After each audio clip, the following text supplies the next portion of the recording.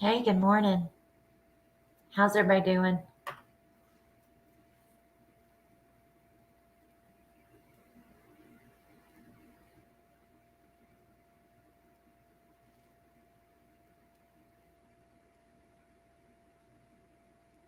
I don't think anybody's in here yet. It's a weird time. I know it's 11:19 Eastern Standard Time.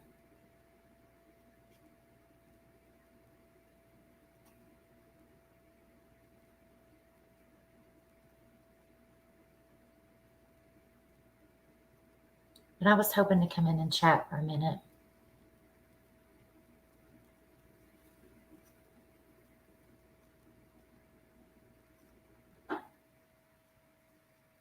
Hey, good morning, Golden. How are you? I hope you're doing good.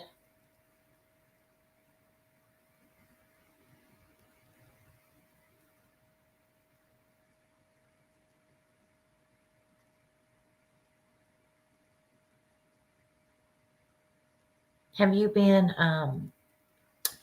keeping up with Summerwell's case by any means?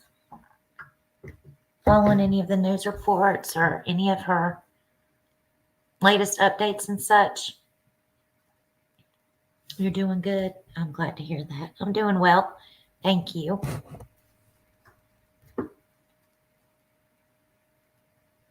So for anyone that doesn't know, Summer Wells is a 5-year-old child. She was reported missing June 15th in 2021 from her home in Rogersville, Tennessee. I will change the banner over to her name and the TBI number. Summer would have turned 8 years old this year in February. And she lived in Rogersville, Tennessee, like I said, in the Beach Creek community. She was reportedly last seen, according to the TBI, by her family in the early afternoon on that Tuesday in June 15th in 2021. I know the TBI came out and did a report or kind of a brief update on the third year this year around, I think it was June 14th. And I believe it's the criminal investigations director, Josh Melton, did a 4-minute video, 4 minutes and some second video, and then another 2-minute video separately, in which he was just updating the public, stating that he was trying to provide reassurance to the public that they are still working on her case, and they're trying to investigate all and any leads that or tips that come in, re-examining interviews that they did. And I believe when Leslie Earhart, she's the information, what is her title? Like the media public information officer. That's it. She said earlier, I believe that they had provided, did she say 170, or they had completed 170 interviews, that they had talked to many people, and that did not include some of the callbacks that they had to perform as well. So they've spoken to a lot of people, and Josh Melton was talking about how that they were reanalyzing probably interviews that they had done, any evidence that was found, if at all, because when he first came on and was giving the public this update, he pretty much stated that they didn't have the evidence in this case that they needed to lead them into going in one direction of a motive or what happened to Summer Wells. and that they were not going to only go in one direction, which he pretty much stated was either the possibility that Summer walked away from her home and became lost in the woods or the terrain, that was surrounding her home, or the possibility of an abduction.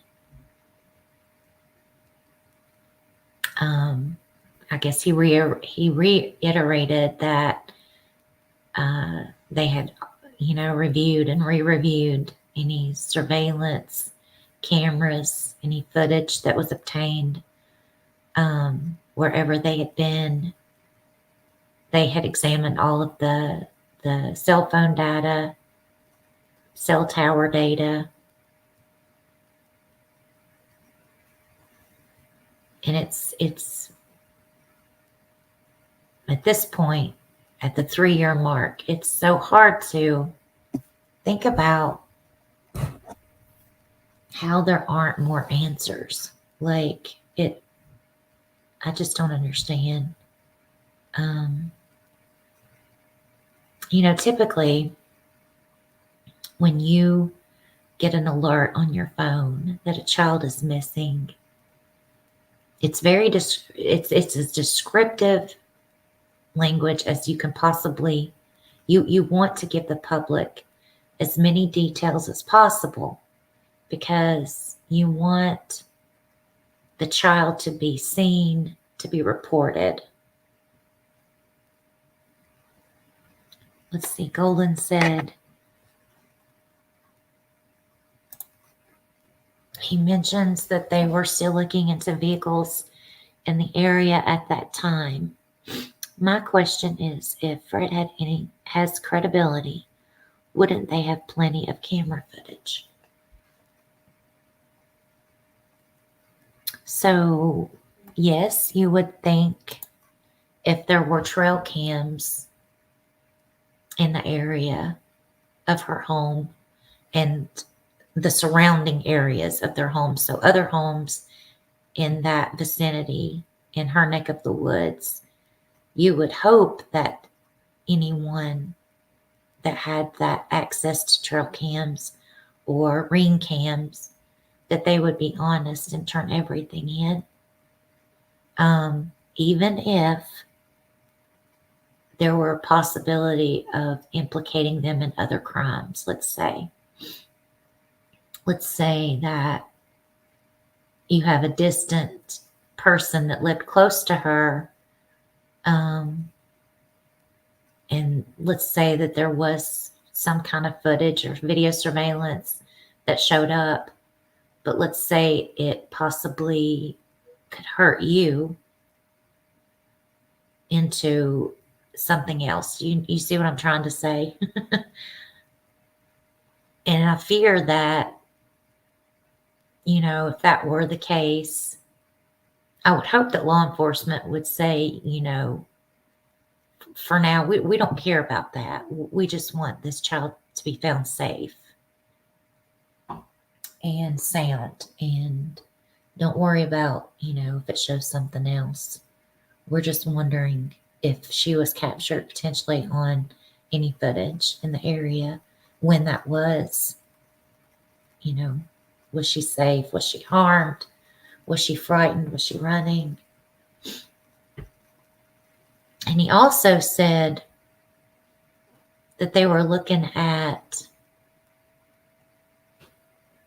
investigative tools that they could have used, that could have been used. So I'm thinking, what does that mean? So you're looking at a situation of a missing child. There's very little evidence, or at least that the public is aware of. They stated they've used everything possible in their power to uncover any details that could lead to clues about what happened or her whereabouts. So you're looking at the situation in totality, and then you make a statement that we're also looking at other tools that we could have used into finding answers. What does that mean?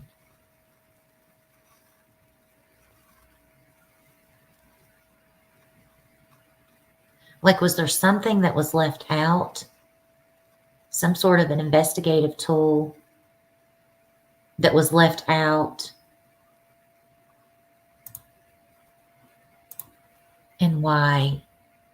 Because that makes me feel like there are answers that have been uncovered now at this point in time, but perhaps they were not uncovered back then when it was the first 48 hours, if you see what I mean. The most crucial time after a kid goes missing. Hey, Remain Calm. How are you? It's good to see you. I'm hugging you back. Because that really tripped me up. I don't know if you heard that, Remain Calm, but I was just talking about how Josh Melton said that they were looking at, when he did the TBI 3-year since Summer's disappearance update to the public, why would he have said that they were looking at investigative tools that they could have used, that could have been used? And I was just thinking, like, why would you make that statement? Why? What do you mean by that? And before that, we were talking about how, typically when a child goes missing, that law enforcement, they want to give you the most descriptive details possible. What the child was wearing, who they were with, where they were last confirmed 100% seen, what time of day that was. You're given a very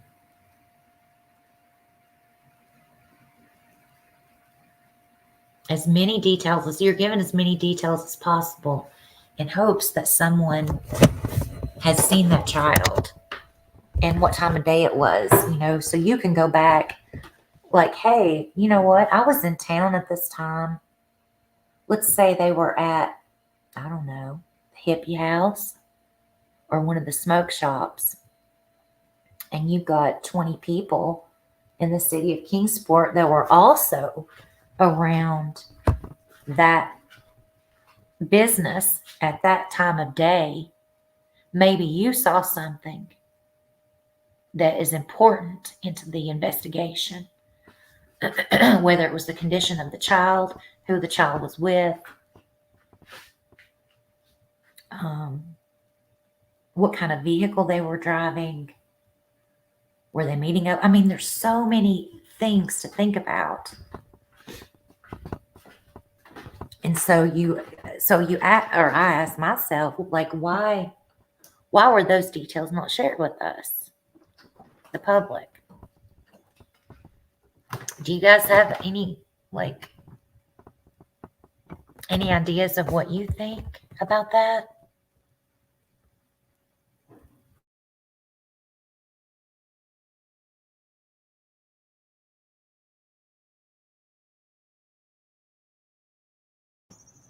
Hey, Wood Fairy. Good morning. How you doing?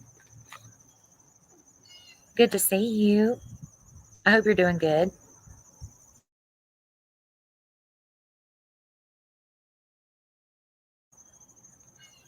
Do you guys feel like maybe it's because the timeline that was given earlier that day is possibly irrelevant? And so, like, maybe there's no reason to ask anyone of the events prior to them supposedly getting home. Do y'all feel like that could be a possibility? Like, what if that timeline and those events were just for the public and not for law enforcement? What if that was possibly,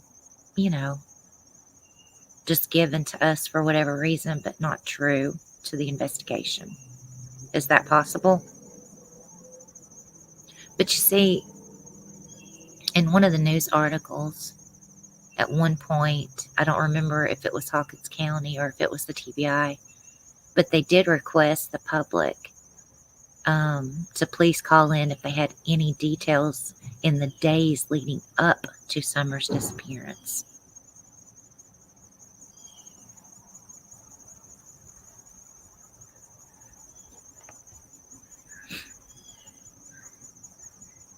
Let's see, Wood Fairy said, I think they missed treating it any other way besides that she wandered off. I think someone did away with her. There's a difference in investigation techniques. Yeah, there's certainly a difference in investigative efforts and techniques. Remain Calm said that you believe the timeline started after H was dropped off. Golden thinks that it's possible. You doing good? Wood, very good. I'm glad to hear that. It's good to see you always. You're so sweet.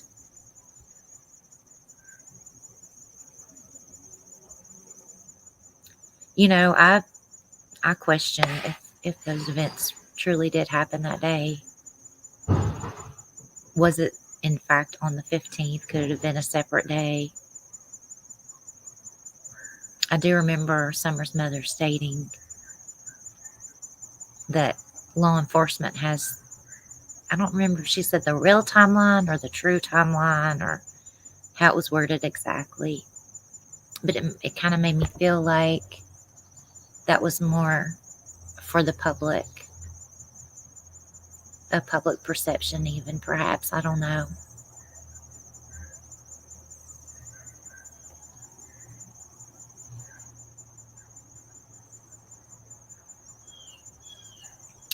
Yeah, the dad was acting strange at work Monday morning, and you felt like maybe she got gone before the 15th. It's possible. It is possible. Like, there's just so many things that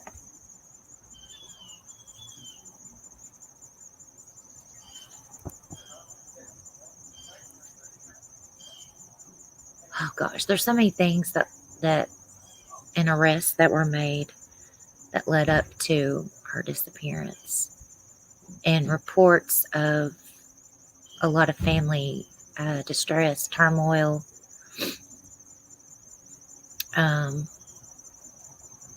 that would cause motive. And what were the associations of the family prior to her going missing?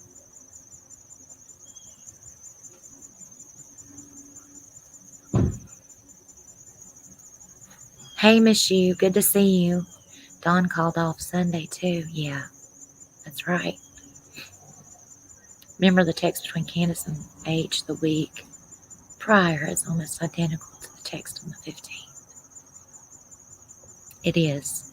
It's very close. It discusses how Grandma Candy was in the hospital. They were going to meet up, the two of them, and she was asking if Allison was with Hunter, or if she was with Grandma, which would be what, his great grandma, or maybe Grandma Sherry, I don't know.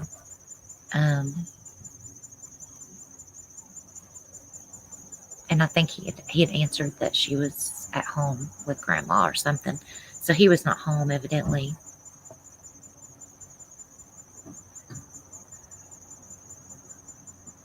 Woodbury said he also missed church on Saturday, which R.L. said was unusual, and R.L. said she hadn't seen Summer for weeks, allegedly. Yes, Woodbury, yes. Why didn't anyone notice Shirley Sr. and Hammonds in the area? Weren't Fred and J.S. hypervigilant? Well,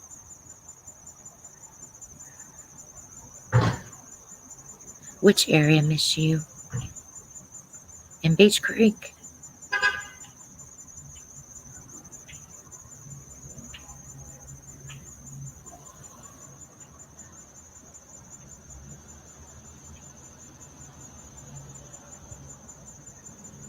And Golden said the info for the Amber Alert would be accurate.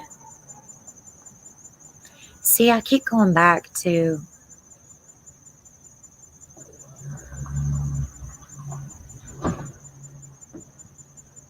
a pre-planning type situation where there's some sort of turmoil, some sort of chaos in the family setting.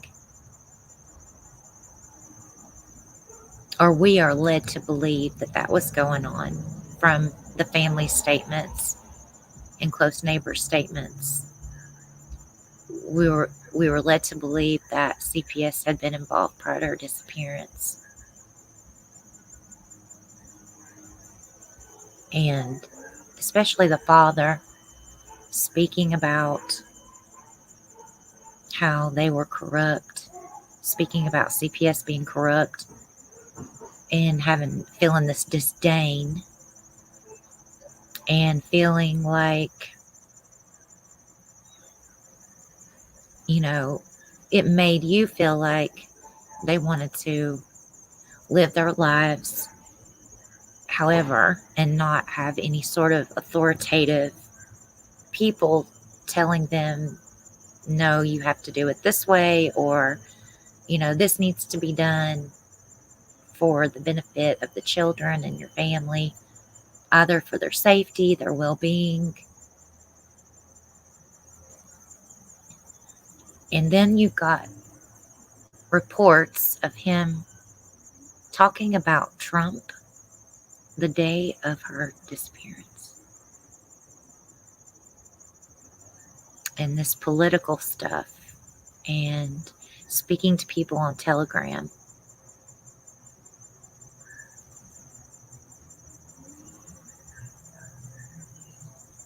And it makes me feel a certain sort of way.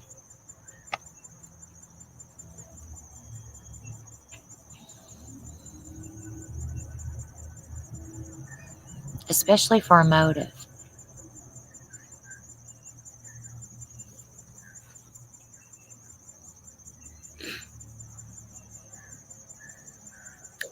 Wood Fairy, that's a great question. Why did he have to get a new phone on the 16th? That's a good question. I don't know. Especially after the reason for the arrest and the charges that were brought forth. And I was quite shocked that so many of those charges were dismissed, honestly.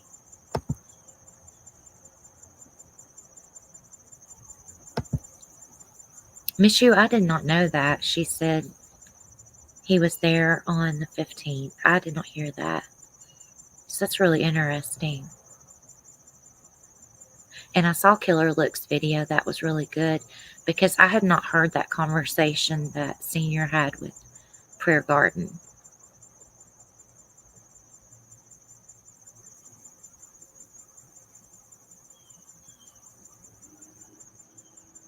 Which photo, Miss Yu?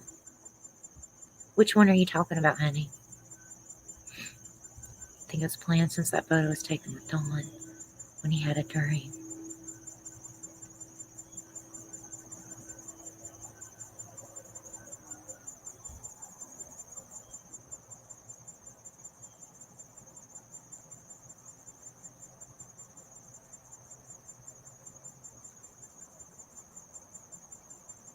Mm-hmm.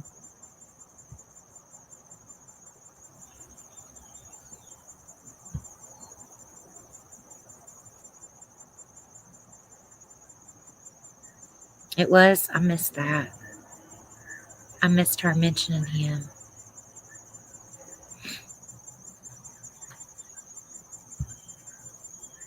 And that brings me to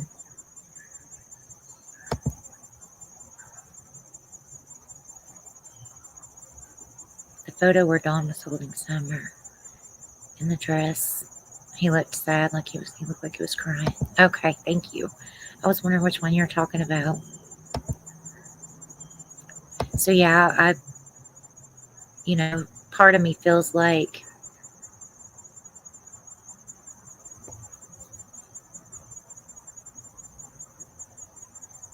that there was some concern about Summer, that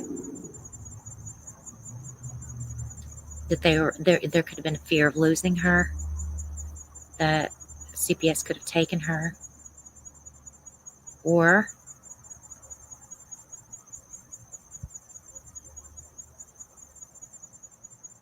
what if, because, I heard the conversation that when Ziggy was speaking to Dawn um, about Summer, and he made that statement, imagine that you just got your beautiful daughter back and now she's gone again. And I always felt like she had been away for some period of time. And was it possible that she had been removed prior to that time? Because I do not feel he was referring to Ziggy and her kid at all.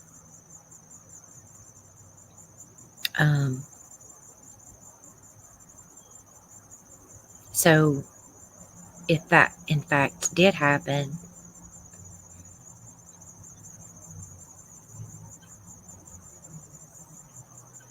I don't know. I just,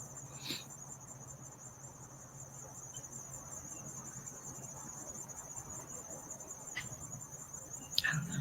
I go back and forth, like,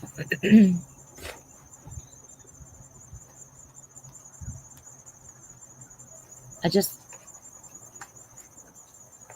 hang on a second.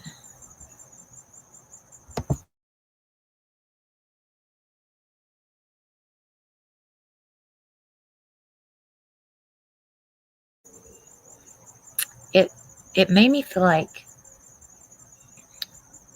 there was no sense of urgency from the beginning. Made me feel like there was no desire to know what had happened, to get to her, to make sure that she's okay, that she's safe, that she's not hurt. There was a sense of finality, like there was no, I don't know, how else to put it, just from an outsider's perspective. Like, I felt like I had more urgency and concern and worry that she could be out in the woods alone and scared and cold and hungry and frightened and hurt, or, she can't find her way back home. Animals out there.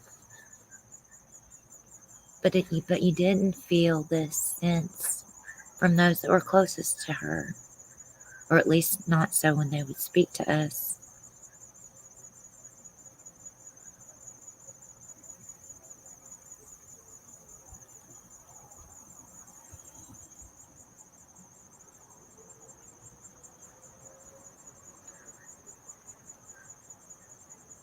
Ellie may still have his phone with Perry. That's possible.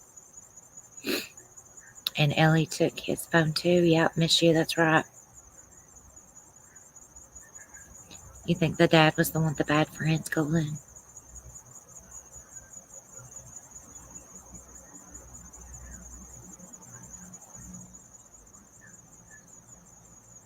We just, like, it's really bizarre. It was like there was now, let me preface this by saying, prior to this, in February of 2020, there was a little toddler that went missing by the name of Evelyn Boswell. And I think Remain Calm spoke about it a little bit recently, and Crystal's Crime Time had spoke about it recently. I think Ziggy had done a stream on it because Court TV, there again, you got Court TV, talking about her upcoming court case, because the mother reported her missing. She lived in Blunttville, Tennessee, which is about 45 minutes from Rogersville, approximately. And her mother has been convicted of murder of Evelyn Boswell. They finally found her. But the grandfather had reported her missing, I think it was in February of 2020. And he said that he had not seen the child since Thanksgiving the previous year. And we later learned that Mr. Wells talked about following that case. He mentioned her name. And one of the neighbors, Durfee Sr., also mentioned Evelyn Boswell's name. He said, yeah, we don't want this to be another Evelyn Boswell case. Or we're hoping that it's not, was his comment that he made.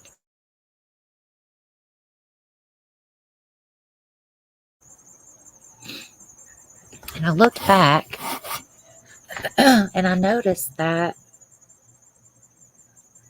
one of the psychics, Donna Serafina, had done a reading about this child who was missing in Bluntville.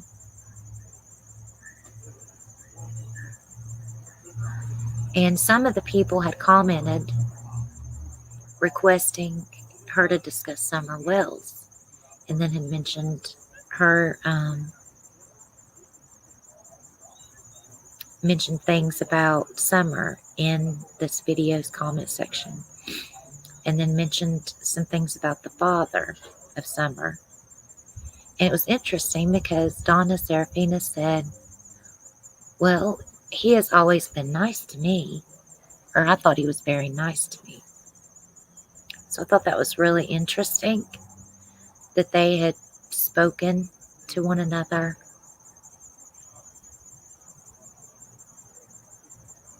about Summer, and after, or during, or before, well, after Evelyn Boswell had went missing.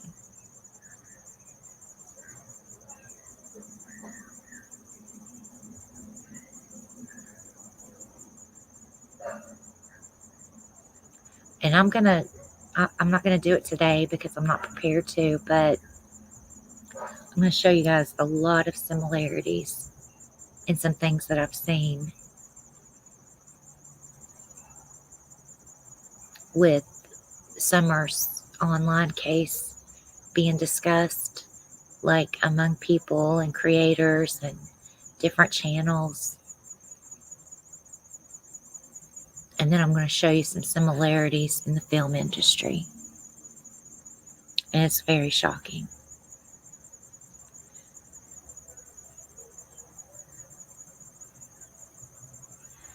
Let's see here. Golden said they taught the kids about bears in the woods, but didn't believe that was the case on June 15th.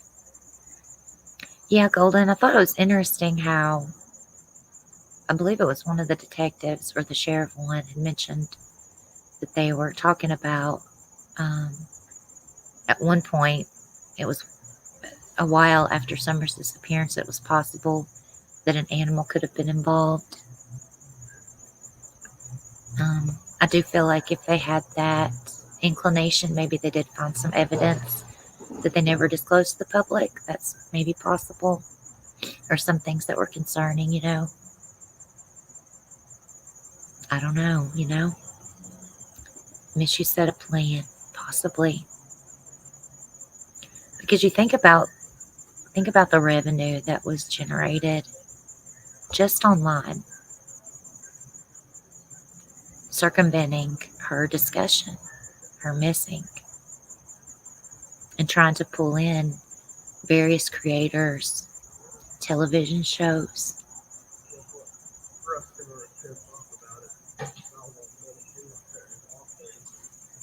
And in those, also discussing events,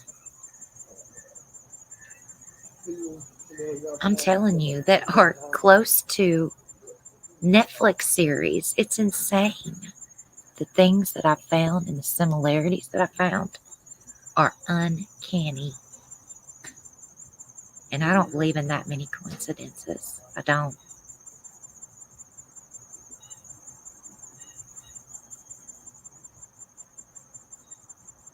Donna spoke to Seth very early on too. She knew possible. Head injury via the dad. Huh. I didn't see that.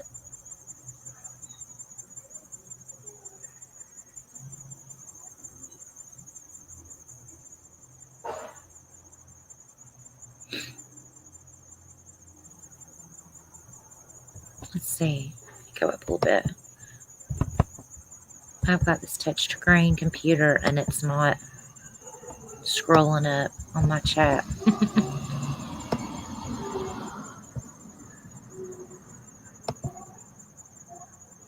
Way back, F said that Summer was alive in 2020. Oh, really? I didn't hear him say that. Is that why he shagged us to Utah, CW to Wisconsin, and was he trying to sell property? I don't know.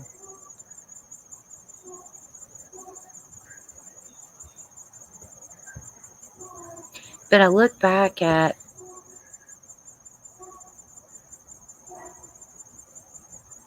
proof of life.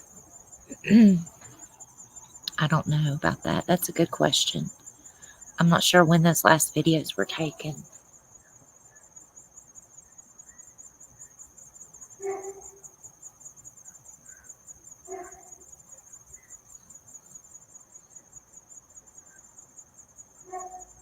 That is a good question because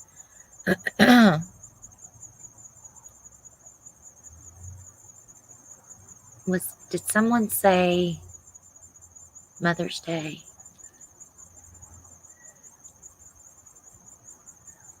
I'm not sure. And I was looking the other day in a chat where someone had said there was a child that went missing 2 weeks before Summer went missing in that area. Did anyone else hear that? Because I never heard that other than one of the neighbors stating that there was a child that was back there in the holler with the cooks. So was this an undocumented child?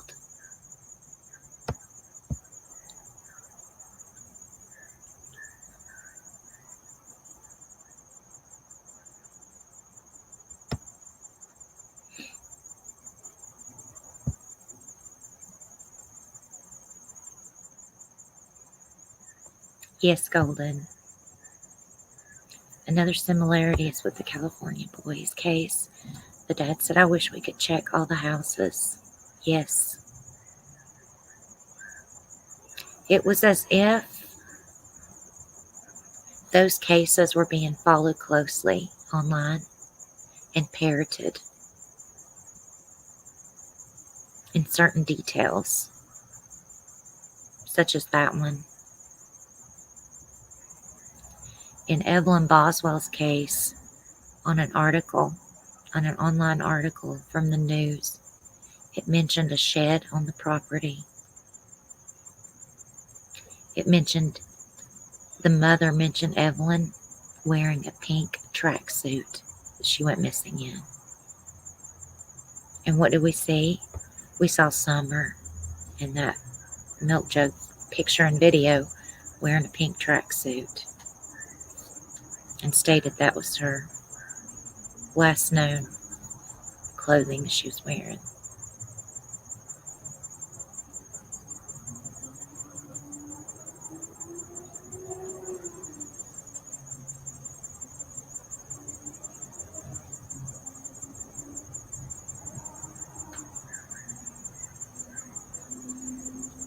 And you know, one night I was listening to Benny Keys talking, and he said, I wonder how AI will help in missing kids cases. And I've said this before. I don't think it can.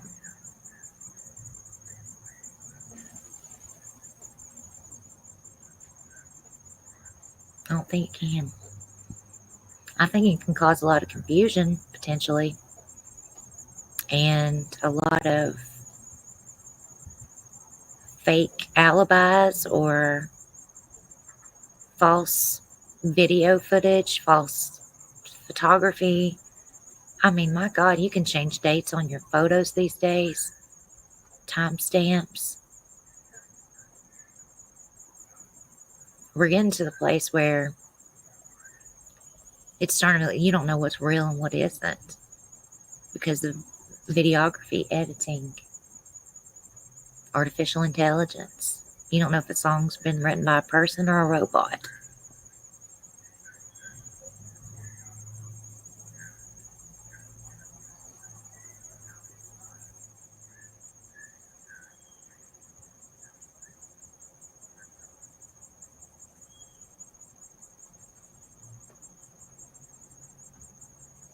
And then it went from,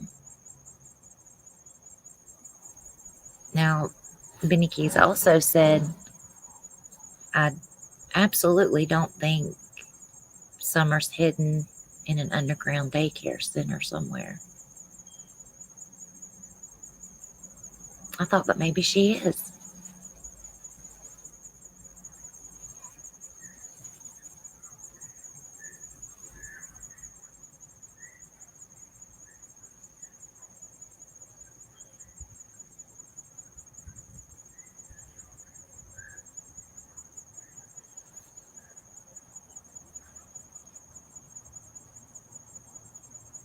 She said to Chris M, it happens all around the world. Right. Is that missing children you're referring to, Golden? Because it went from, Summer being missing to all the missing children. All the children who are being trafficked. All the children who need to be saved.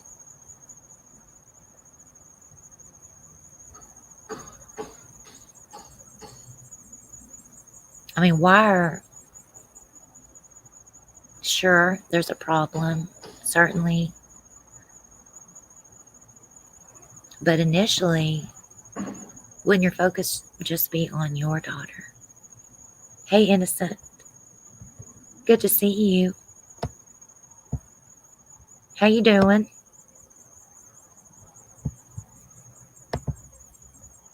I hope you're doing good.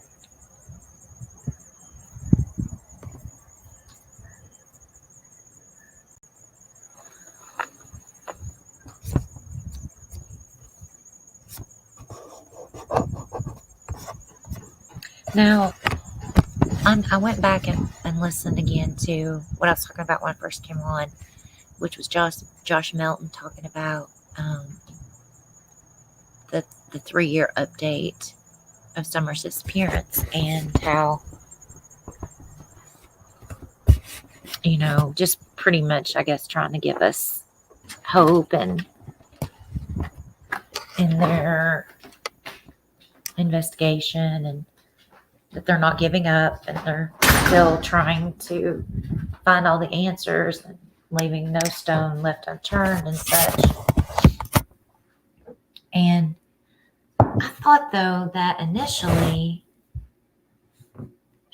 he said something about we've really tried to do this ethically. Did you all remember him saying something about that?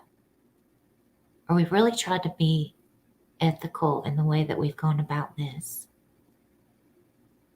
Please tell me I didn't dream that. Because, and then when I went back and watched it the other day, it's not there anymore.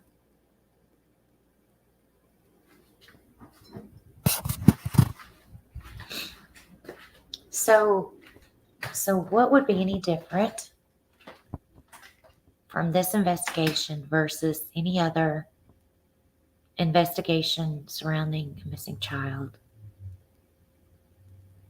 in which you would want to emphasize to the public that you've tried to be ethical? What does that mean?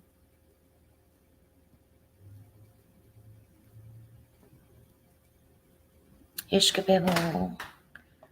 There's very little, I believe, out of Deed's mouth. One statement, I believe, is when he said, "This is bigger than you all know." Possibly so. So, is there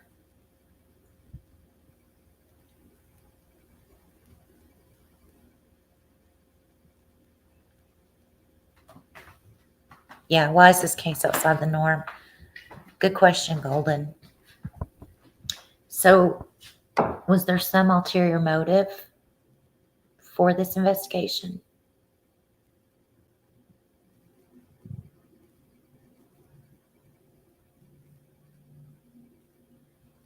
In terms of other things, other people?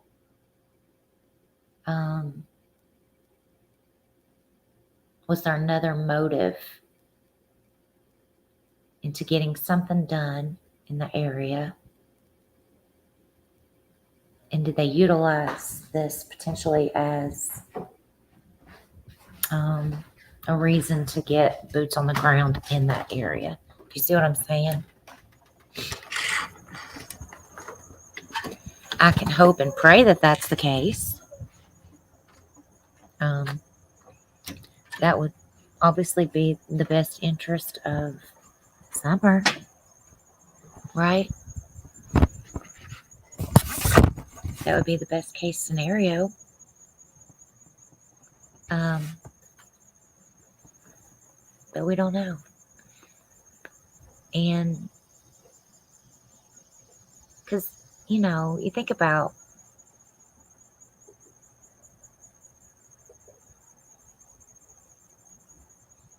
gag orders, think about cops telling people, detectives, TBI, federal agents, whomever. You would think that people that were close to the case, the closest of the close, that they would say, look, do not talk about this online. Do not share any of these details online because it could harm the investigation, right? But no, we've heard tons of information. It's been like information sensory overload. All these finite details. Well, not so much from her family, but from others that were close to Summer.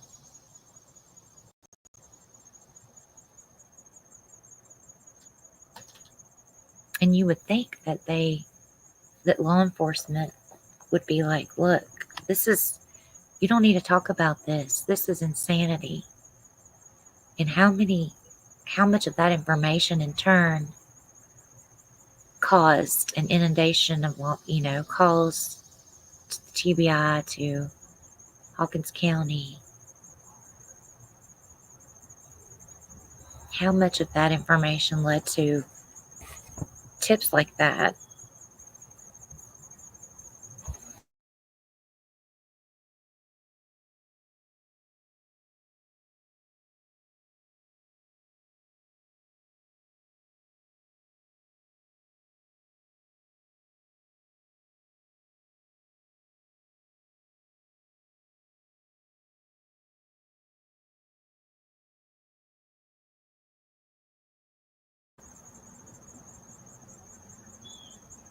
Would vary. The difference is possible corruption. Look at the situation in Johnson City. Yeah. Also his son, other COs. Yes. I understand that, what you're saying. And that is concerning because if you do have a lack of evidence, a lack of tips that certainly lead you, by now, obviously you should have had a very firm direction in which an investigation would be led in, right? You would definitely have, that's like what, Investigation 101. You look at the evidence and then you formulate your motives or a certain way that the investigation, the direction that it's going to lead into, whether that's foul play, abduction, got lost, and then who could be involved, right? Good grief, the guy's flying. And so, hey Lisa Kay, how are you? Good to see you. Hope you're doing good. And so if you think about if there's anyone that could have been involved, a potential cover up for that, and who is aiding in that situation, and how they would have gone about covering that up because of what all and who all was involved, that would definitely lead one to having no evidence, right? Absolutely. And here we are 3 years and July, August, almost 3 months later. Supposedly no further than we were in the beginning. Or at least it's kind of spoke like that to the public anyway. The comment that he made about hoping he could trust Ellie like he was promised. Which Ellie, trust him for what? I don't know. I don't remember him saying that. But I do remember him talking to that supposed detective in Utah. And he stated there was a part of the investigation that they were not allowed to discuss.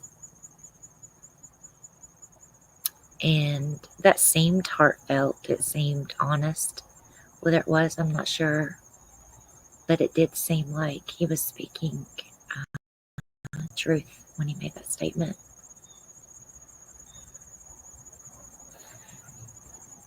Yeah, ish, Kabibble, that's true. Let's see, the TBI lady told me they're open to anything and everything. That tells me they need help. Why are some creators discouraging tips? That's a good question. I don't know. And are they putting out misinformation? That's possible. Well, it was interesting because that you bring that up, because Josh Melton, when he did the update, said that he appreciated the public's assistance in calling in tips and felt like there was a great partnership between the public and the TBI regarding Summer and her case and everything that he had gotten. But then earlier on, when Leslie Earhart did the updates for us at the pressers and such, they were concerned with speculation more so, and people calling in rumors or things that they'd heard online and such. But what I find interesting about that is sometimes when people, let's say persons of interest, come online and are speaking, sometimes, let's say if they have a certain narrative that they want to talk to the public about, and they may be trying to drive this theory into your mind, right? But sometimes it's the little things that they say, not so much as the driven narrative, but the commonalities that you can pick up on that could definitely lead to tips, or important tips, or information that should be shared with law enforcement.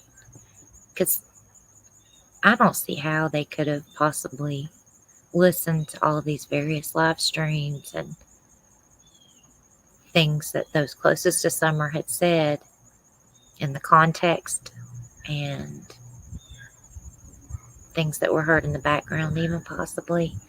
It doesn't seem plausible that they could have somebody dedicated or a department dedicated to just doing that and catching all the things, all the possible little innuendos that could lead to something bigger, or that would be more, important, that they should hear or should be aware of.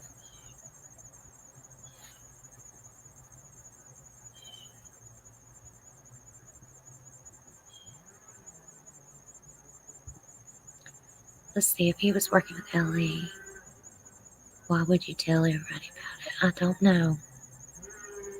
That's a good question. I'm not sure. You would hope that would be kept on the down low if you're wanting to, catch someone and saying something that you don't want them to be saying, right?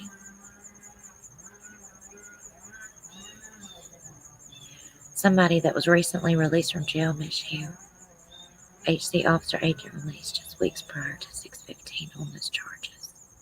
Really? You were nervous to call because I thought they were being overloaded. But no, I was told they can't monitor social media like before. That makes sense to me.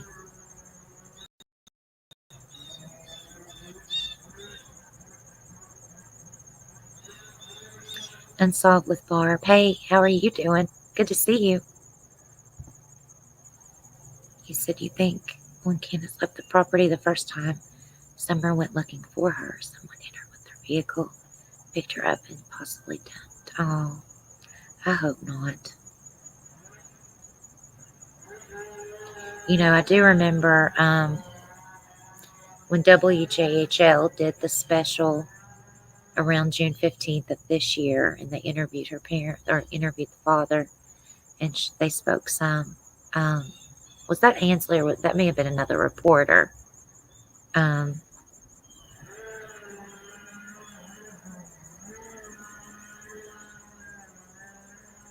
the Ansley may have reported on it in studio, maybe, I can't remember. But anyway, she said, or Casey, maybe it was Casey Marlin. Anyway, they said that Summer was last seen walking away from her home again. And I thought that was interesting because the father had spoken to White Boy Radio on the phone, and he said that Ansley had messed up when she said that. He was on the phone talking to him, and he did not like that. And I was curious as to why. Why would that be important? What would that mean? Because did they want her to go missing from the basement for some reason?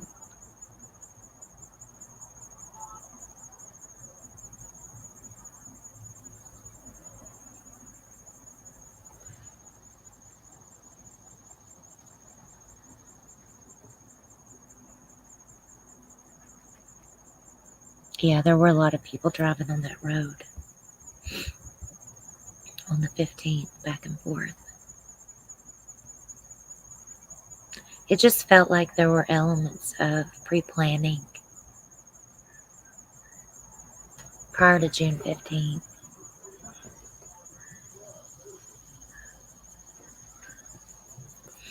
And why, the question is why? And if so, where could she be? There was a commonality or there was some things that were stated that their family had been known to live off grid, or they wanted to live off grid and be self-sufficient, self-sustaining, using solar energy, canning goods, having a creek or a river for water. And there are people that like that lifestyle and share in that goal, to want to live that way, not by the rules or the government, and just, I don't know what you call that. But I do think it is possible that could have happened. And there were even creators that share with that lifestyle.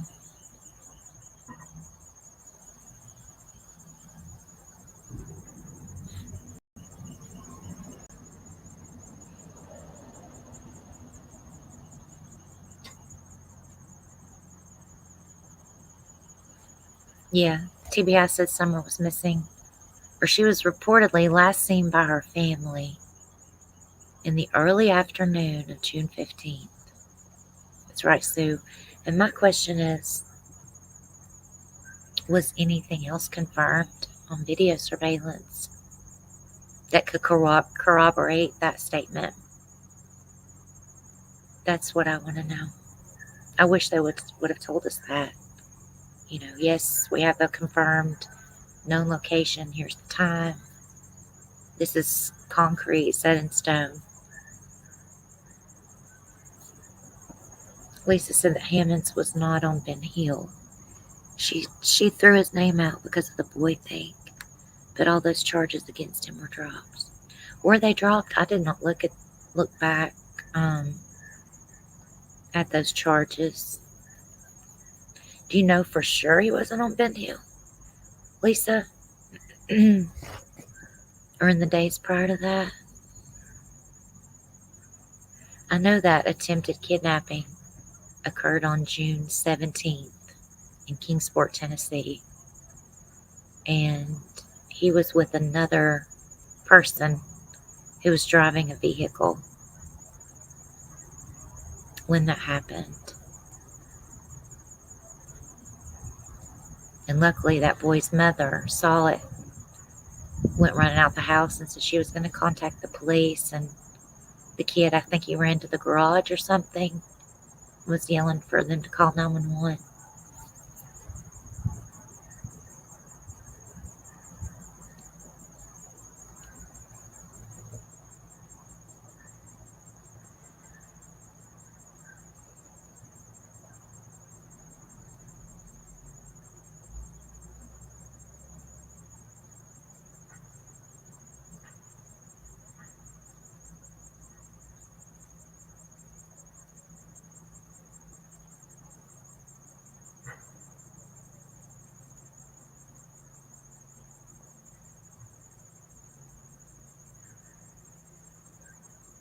Lisa said they would have had gotten rid of that beforehand if it was planned, not had to frantically scramble around to get rid of it after she was gone.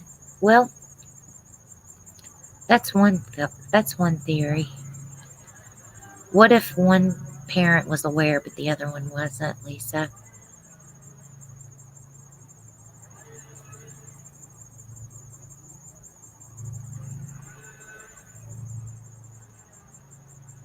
Or what if it wasn't the D word? What if it was a cell phone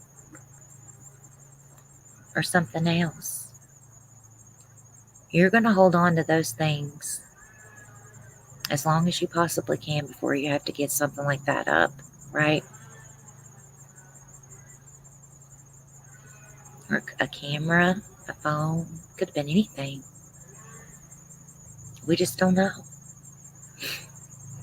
But I don't feel like that discredits from anything that could have been pre-planned. And like I was saying about the living off grid, there were some people that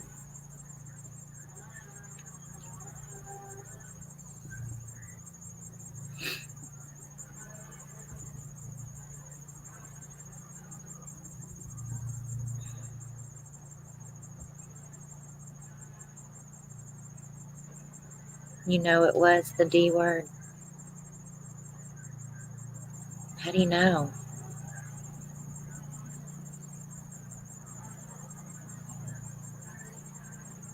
It's still not fact. They hustled to hide that.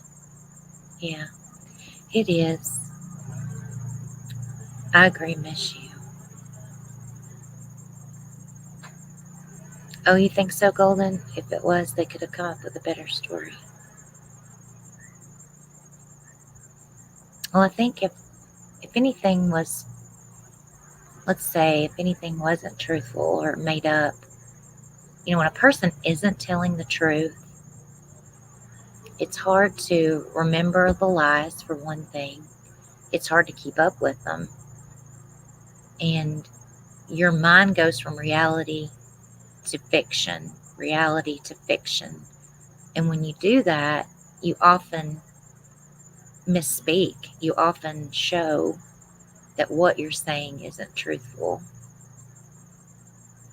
And usually, if something is, let's say, made up or falsified, people will try to keep it as simple as possible. Um, in hopes, that they don't have to keep repeating it over and over. So simplicity is going to be the key in that, in having to recite details.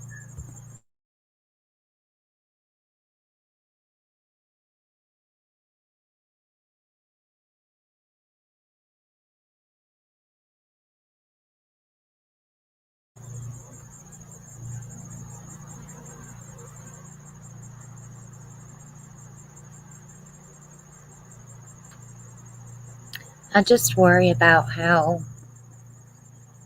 you could see there were potentially different motives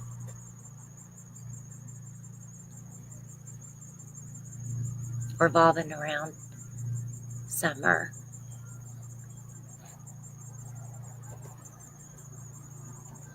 Whether that be some sort of a rescue, fear of her being hurt, money, fear of losing the children, or if you look at perpetrators, their lifestyle, the charges of people that surrounded Summer and were known to her prior to her going missing, the charges that they were brought in on, such as pornography, CSAM material.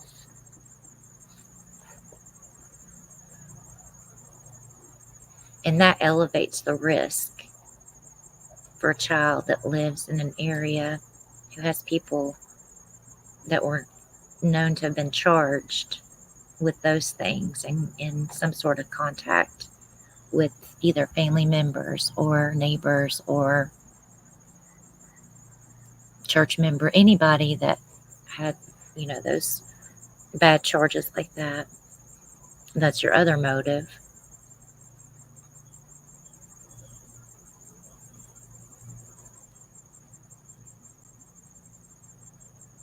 And, they had said they had checked all of the vehicles that were in and out of that area on that day on camera and had interviewed them.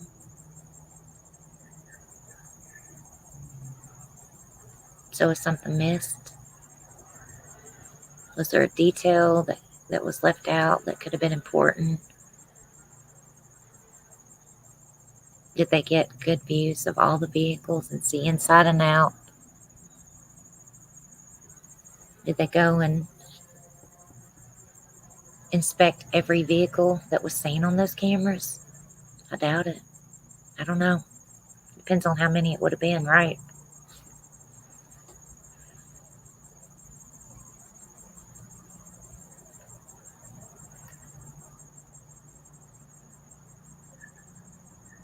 But also the district attorney, when he was interviewed, um, his comments about the cases and that it was complicated. Why is it complicated? Why?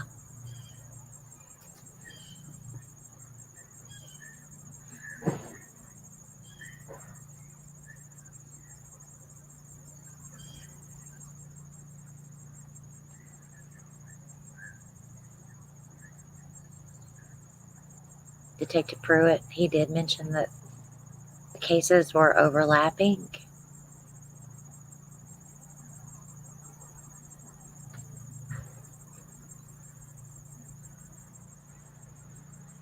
Which could be from a few different perspectives, whether that be witness or something else.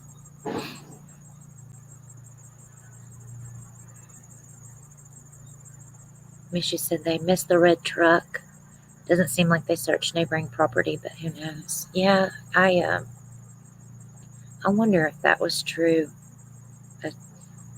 if it was truly seen in the area of Beach Creek and Ben Hill on the 14th or 15th.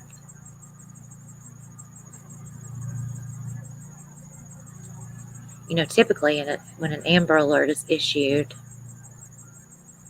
you have to have a vehicle description, details that could lead one into thinking that there's possibly an abduction that occurred. But that wasn't put out until days later. I'm not sure the exact date, but it was definitely days after the Amber Alert had been issued already. So I don't feel like that was needed to satisfy them putting out the Amber Alert. It was supposedly what a person who drives a truck for a business in the area had made that comment.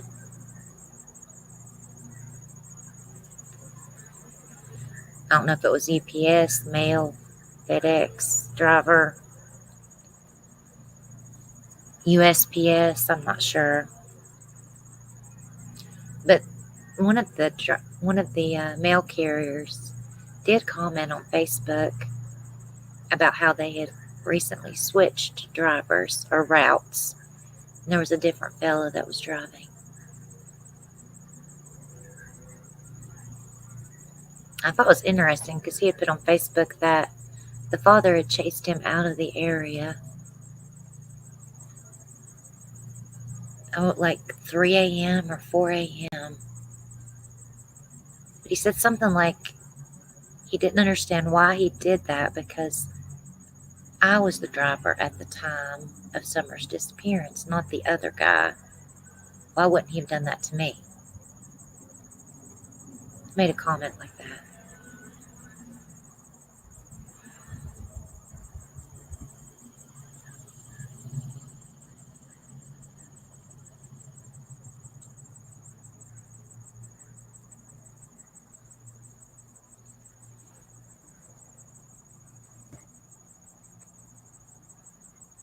So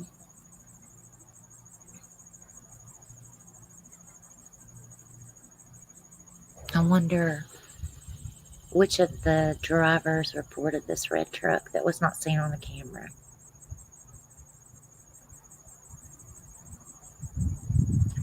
Was it the new mail carrier? Or was it the old one? Or was it somebody else?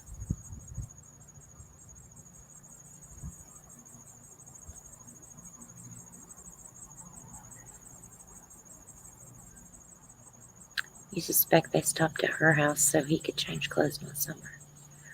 Perhaps, maybe.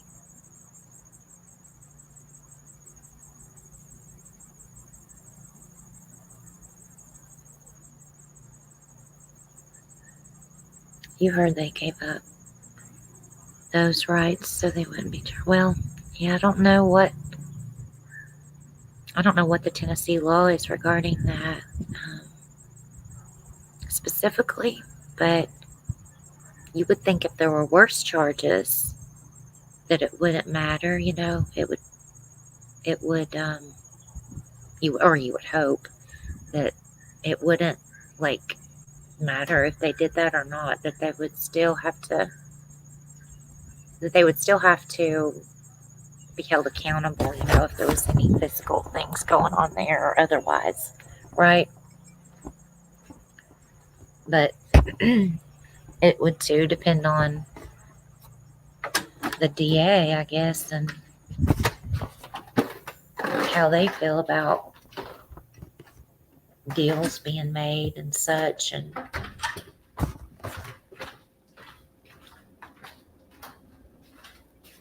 you think the red truck's a red herring, unsolved? It may have been.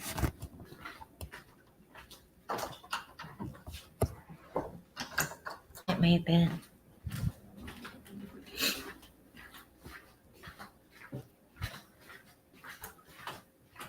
Hang on one second, y'all.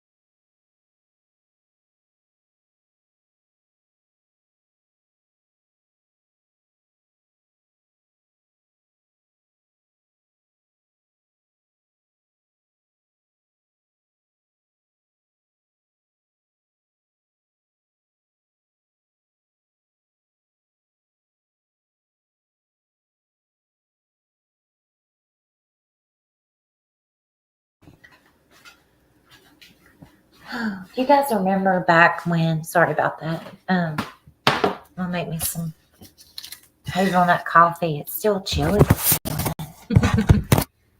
Y'all remember back when, and I don't know if all you guys were watching things back then, but y'all remember when 423 Chase came out and said, Summer's going to be a hero.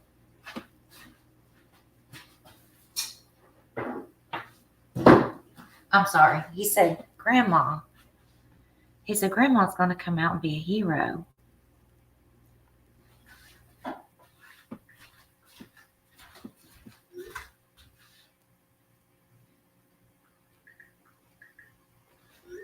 Sorry, that is this text message.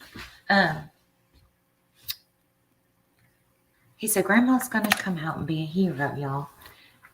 He said, Summer was in Indiana. And the feds were aware.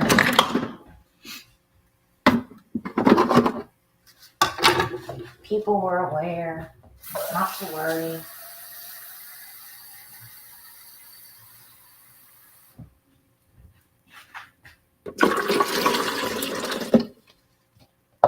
What did y'all think about that?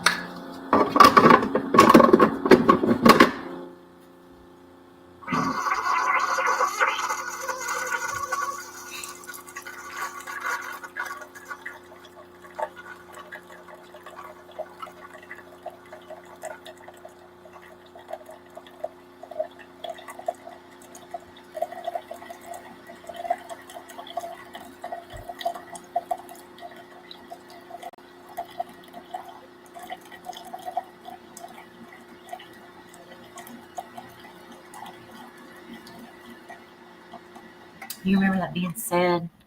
She'd be a hero. It makes me assume there are other children she would save.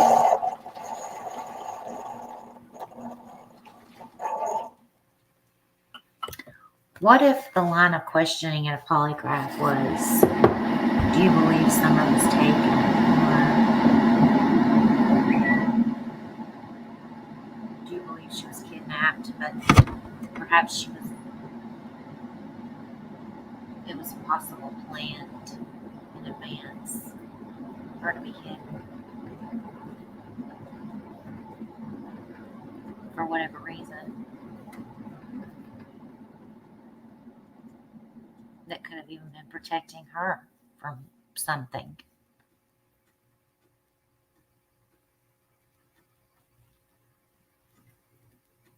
Well, I know a lot of people said that it was, what did they think? What was the major consensus? That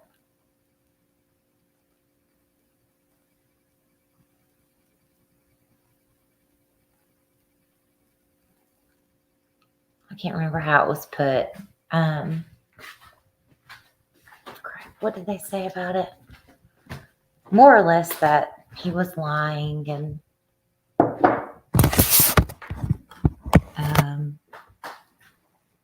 and then of course people were like, well, why, if you know this to be a fact, why are you, putting up billboards and such? Well, he wanted the money, right?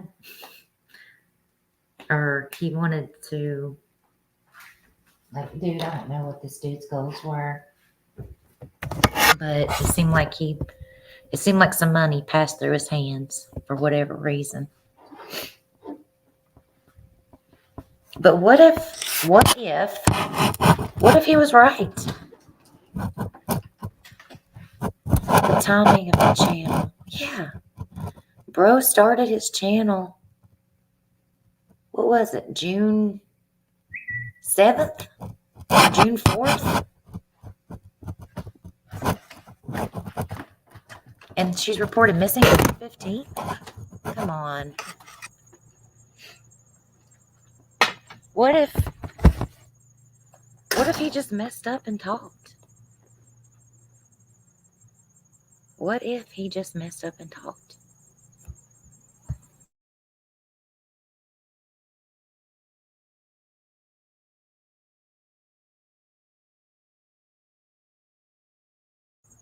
But everybody had the assumption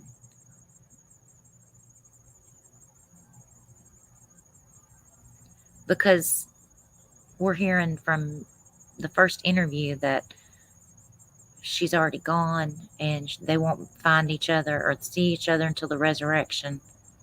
That was the idea that was given to the public day one, hour one, at least from others' perspectives and that had supposedly spoken to the dad.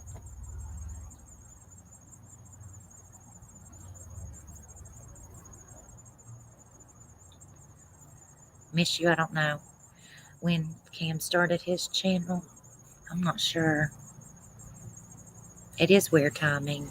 And he's doing those videos with the where Dawn was working in the meadows, supposedly.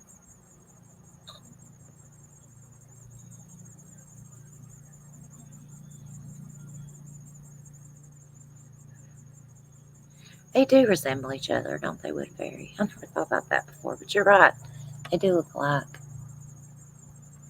But you think about the revenue that her case has generated since she was reported missing, and the potential gains that were established, connections that were established with all kinds of entities, people, television, books, documentaries.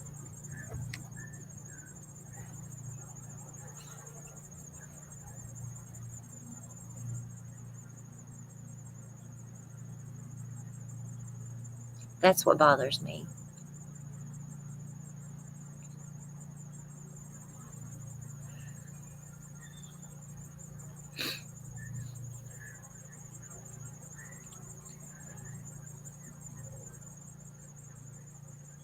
Yeah, Williams was caught near Florida.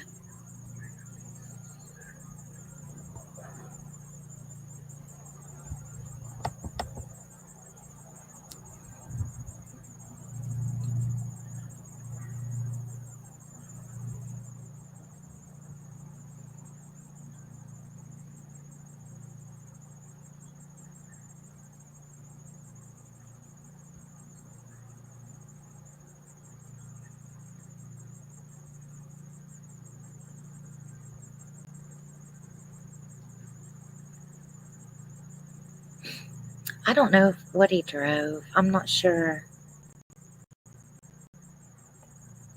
I don't know, honey. I don't know who was driving Hammonds around either. It would be neat to do a FOIA, though, and find out.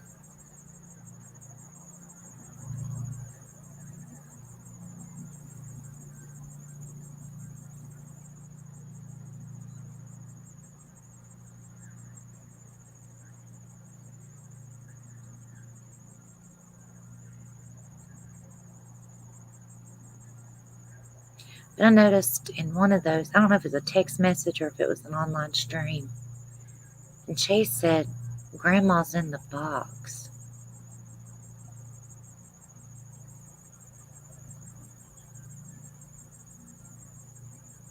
I'm like, that's an unusual word. Like, I've never heard, it's just not normal word used for the jail here. The clinker, the pokey, behind bars, at the station. Yes, but in the box, it's just not a word usage for. And I asked, I think it was Penny from True Crime Commentary, what does that mean? I said, why are people using this word box so often? I find that odd. And she was just like, it's just a coincidence.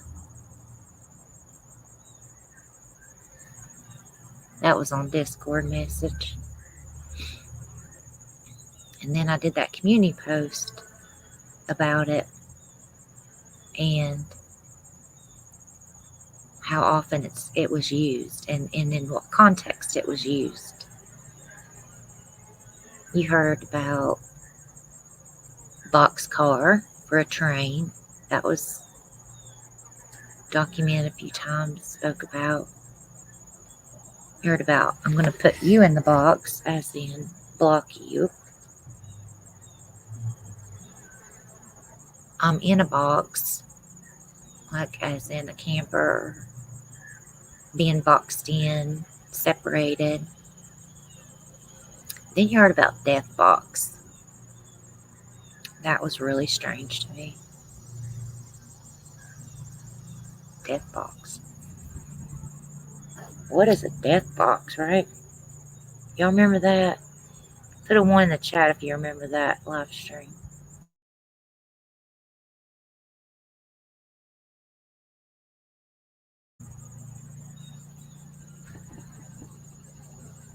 Wood Fairy, thank you.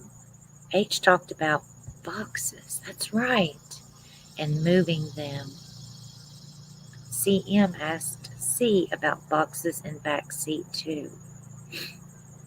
I forgot about that. That's a good point.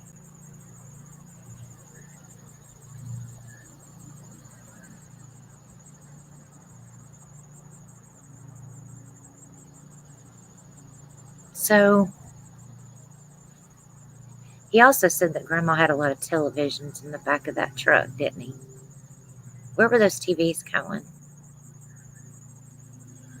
And didn't Dawn say they looked for a Canon camera that was missing, or they retained it or something? But back to this box stuff. So it was really weird. One day I was watching Tiffany Marie, and she had Jody on panel, and she said, "What's with this death box?" This is wild. I can't even believe I'm repeating this, okay? But it was stated that they would go pick up roadkill off the road, put it in this box, and she would allow nature to take course, or whomever would, until the bones were left. And the goal was to make some sort of jewelry or artistic piece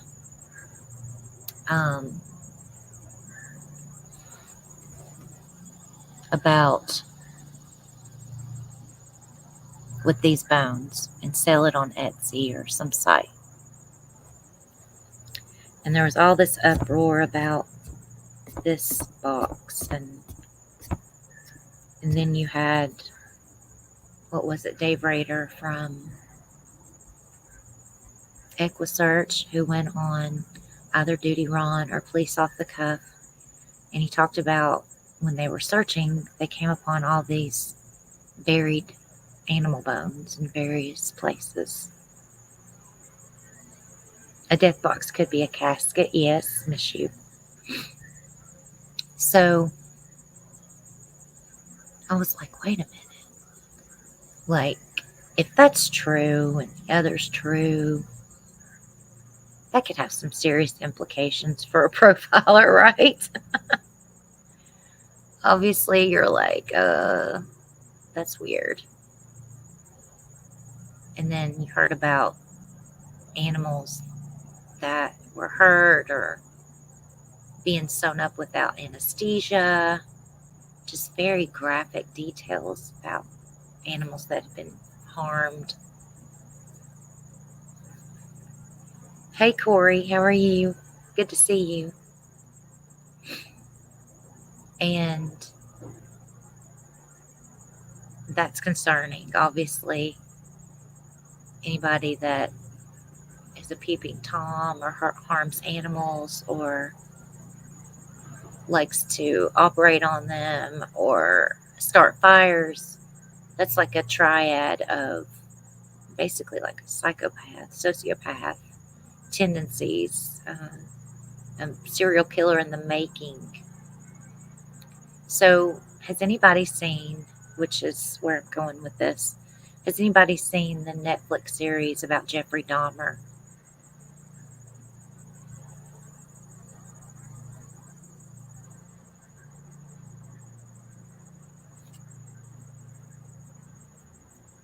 because there's actually an episode that talks about the good boy box.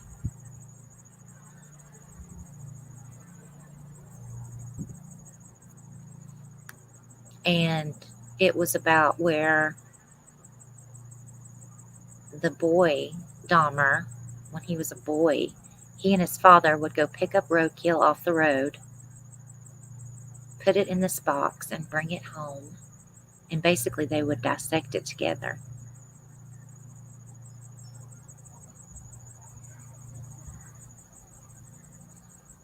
Thank you, Corey.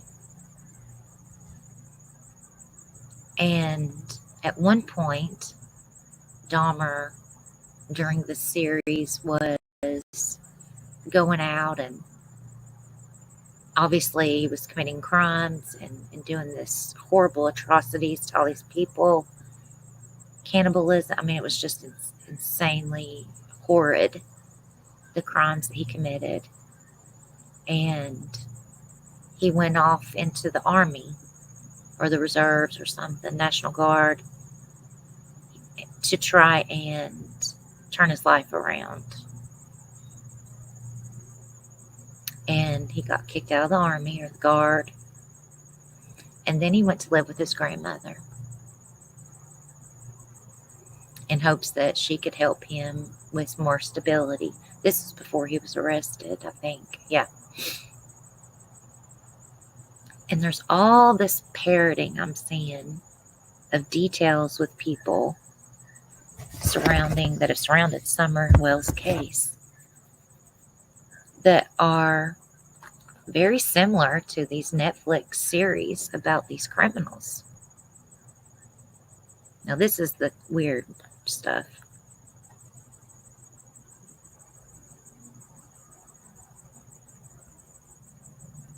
And I mean, it's almost like these details have been taken from other situations and put into these online discussions surrounding her case.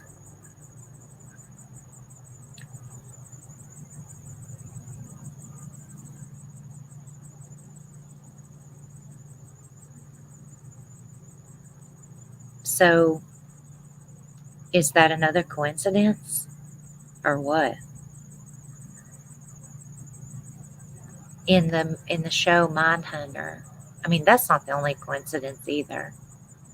Mindhunter is a Netflix series where the FBI begins their behavioral science program, and it's a homicide detective, Bill Tench, meets up with, oh gosh, I can't think of that guy's name, Holden something.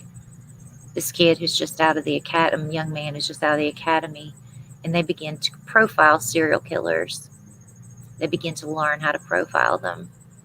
And they meet up with a psychologist who is actually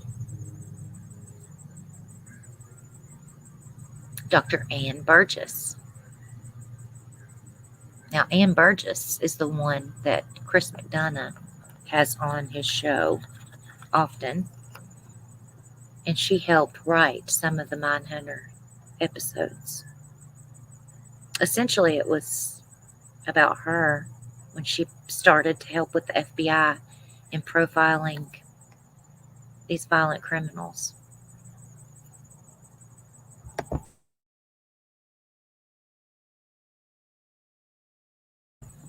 You see where I'm going?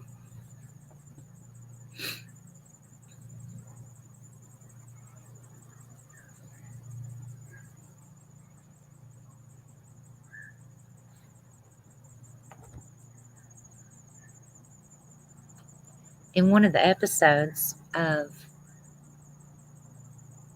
Mindhunters, they're interviewing, the two FBI men are interviewing, I think it was Ed Kemper. And he was talking about how his mother would make him lay on that old dirty mattress down in the basement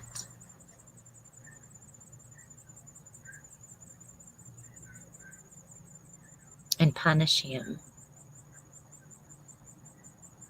Does anybody remember seeing that old dirty mattress outside of their home in that picture?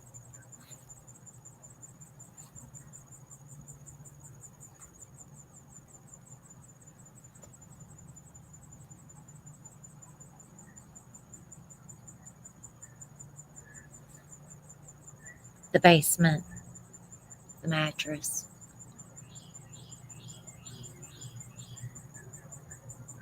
Following true crime, following these series of people that do these horrible things.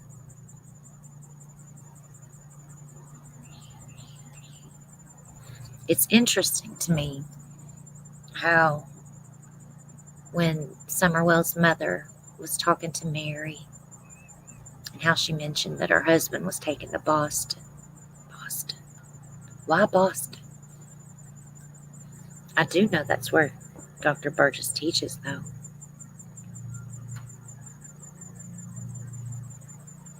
That may be one of the FBI headquarters. I'm not sure. But I did think, like, out of all the places in the world, or the United States, why would that city be mentioned, you know? Yes, that ugly mattress, right?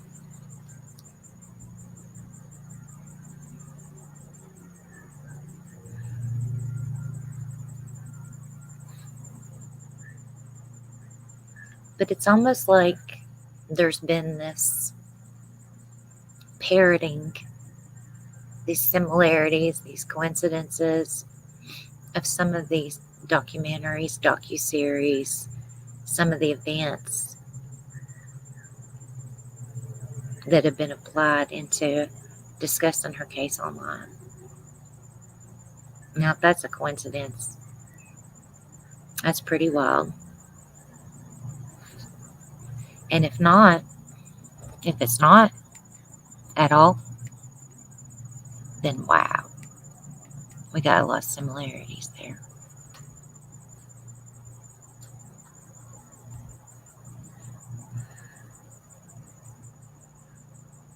And like I said, with Evelyn Boswell, when she went missing,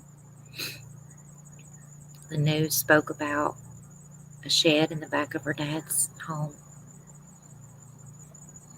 This shed on the hill, a pink tracksuit. And Summer was wearing a pink tracksuit. Or pink and gray.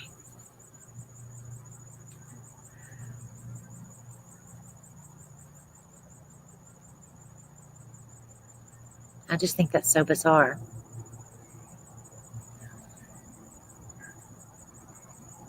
Like, some people speak in similar language of the people that you're around. Your parents, your children, your grandparents, your coworkers. You know, there's a certain dialect that's shared among communities.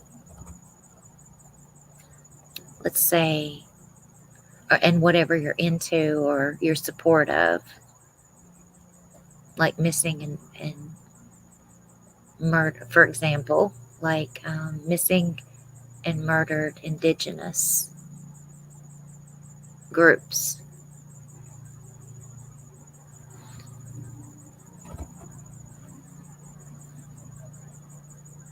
Using that as a platform for awareness, for advocacy,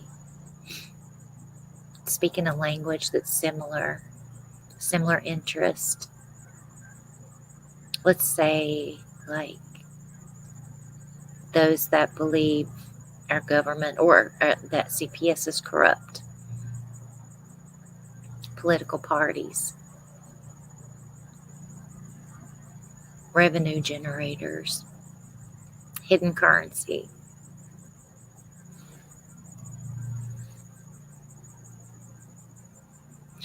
You remember him saying there were a lot of similarities with Stranger Things, but I've never seen it. Huh. I didn't know that either.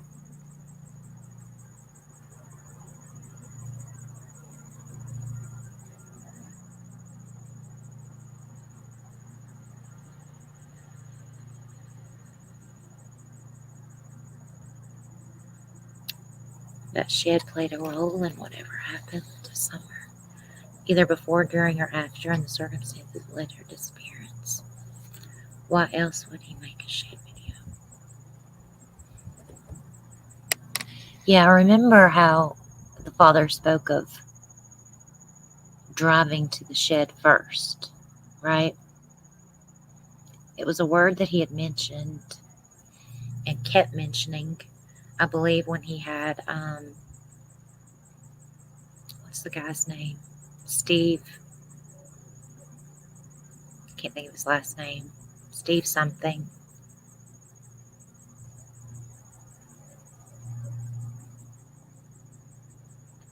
He said,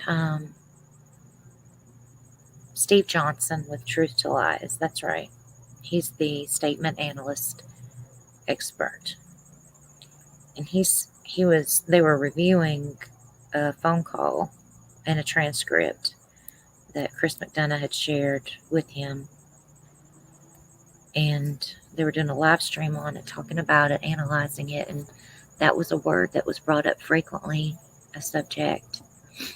And he mentioned that a few times. And it had some significance because he said I drove to the bottom first to the shed or something like that. I don't have the direct statement, but when he said that, I always felt like he was up top at a higher level, driving to a lower level at the bottom, because that was mentioned.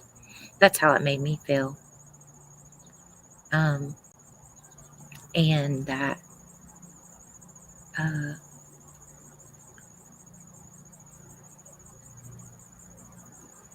I don't know, but it felt like, and then he said he drove there because I think the boys were on the other side of it or something. That was the reason he said why he said that.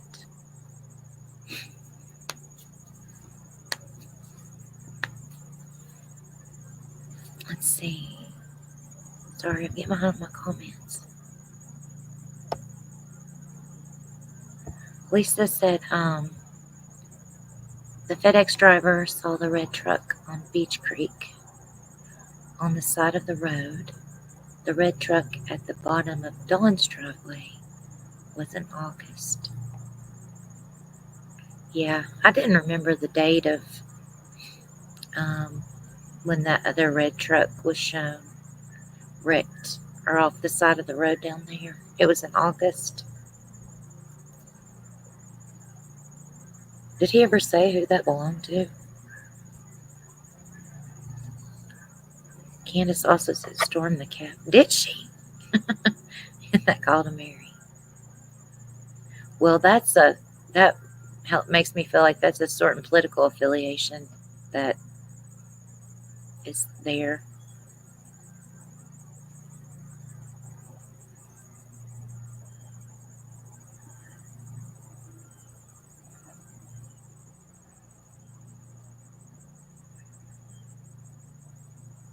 Things in the mud. What was that, Woodbury? I don't remember that.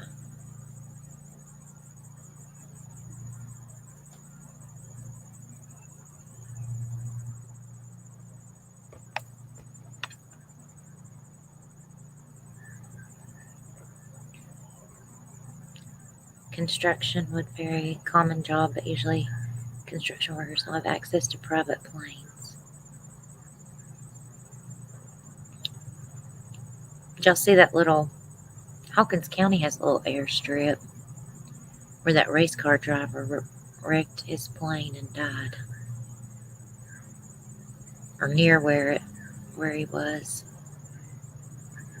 We did see some private planes on Tim Mullen's Facebook where he made those, taking some kids up for some flights. I don't know whose plane that was.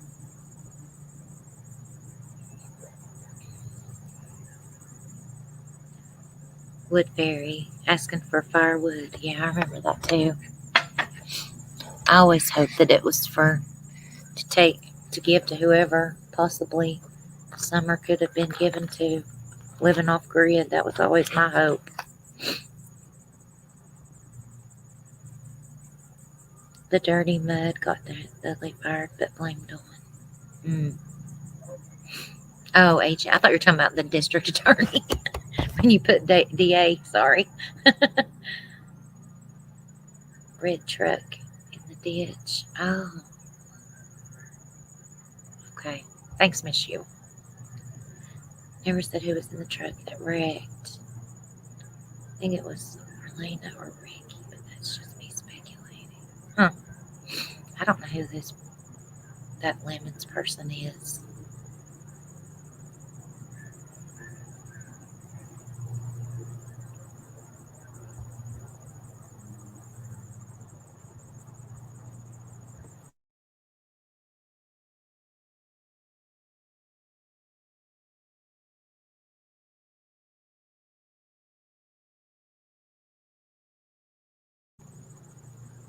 The lady was never okay.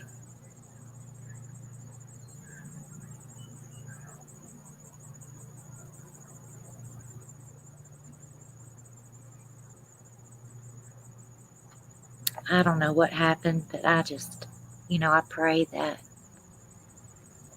the child is alive and well somewhere being taken care of, and that she's okay, and that I pray that law enforcement knows exactly what's going on, and that her truth will come out someday, whatever that may be.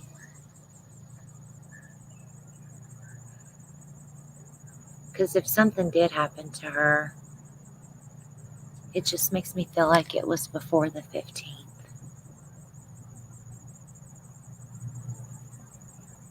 And a while before that.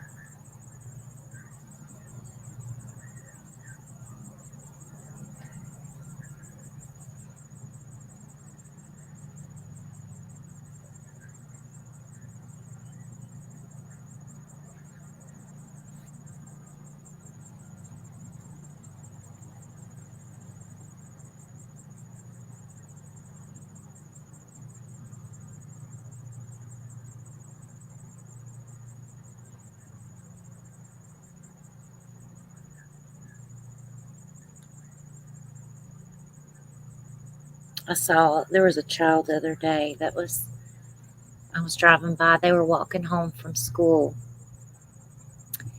and they had short blonde hair. They were lanky, and I mean, this child could have passed for summer. From the profile in the back, they were dressed like a boy. They had on camouflage shorts, or a brown top, a little Spider-Man book bag. But I'm telling you, it it was a spitting image of that child.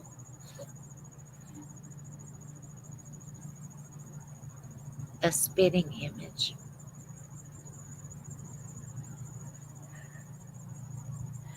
Be the bean agreed with that before the 15th.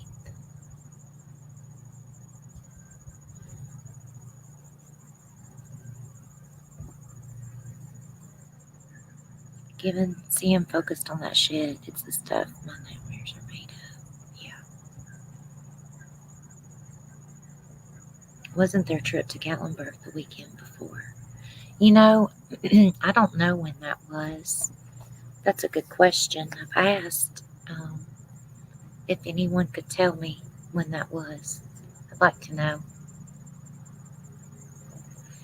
I'm curious about it because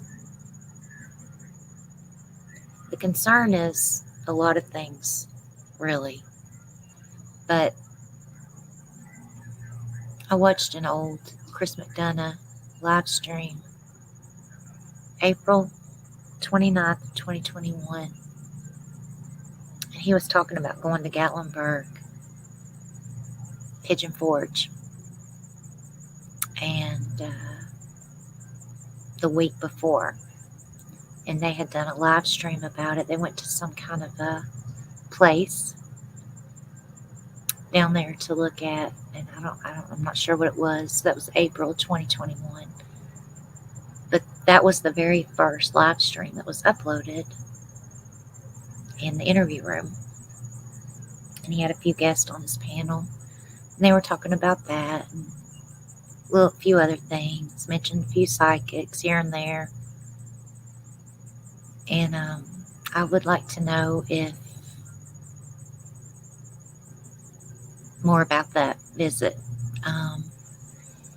He said something about the video. Y'all liked it the week before, but unfortunately, it wasn't there. That's the first video that's on their page. Then later on, somebody said that Ernie Shell was filming in Gatlinburg around the time that she went missing.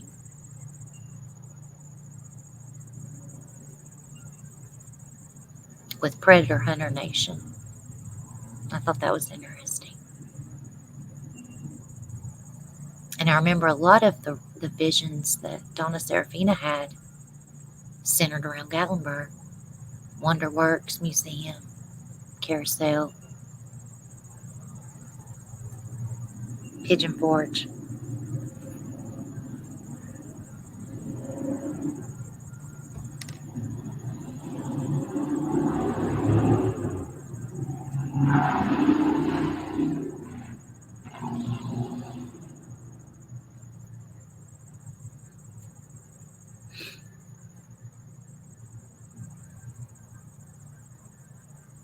Miss, you said there's a big clue to Summer's identity. Her traps are very high, almost like an upside down triangle on her back. You know what, Miss You? That's funny you mentioned that. I noticed that too in that video where she's swimming at Warriors at the horse stables, that area down that little cove down there.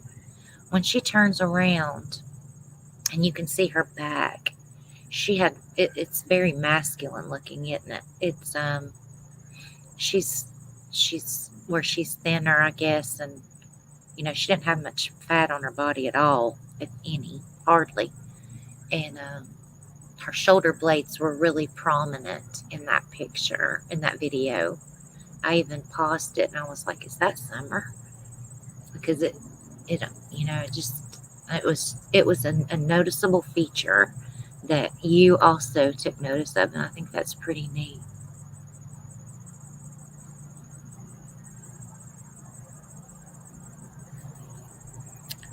Let's see. Why are we told that sometimes Summer wasn't verbal? She sure sounds verbal at times. Why all the different stories? Yeah, I don't know. Some people felt like she may have had a speech disability, or like maybe her speech was delayed. They did say, I think one of the brothers had been nonverbal for a long time. And I'm not sure, He made you think of someone who'd take a child or get parents involved as a way to play hero. Yes. Just say, yes, I agree with Barry. I do not feel like his intentions are honorable. Let's just say that. There's some very concerning statements he makes that he should not be trusted. And one can only pray that no one would trust them with a child. Very off, yes. Hey, Holler Girl. How you doing? Good to see you, honey.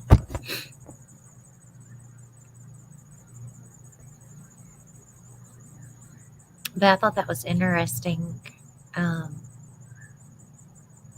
Kind of a timeline of some folks that eventually talked to the Wells and had a possible close proximity to them in the months prior to Summer's disappearance.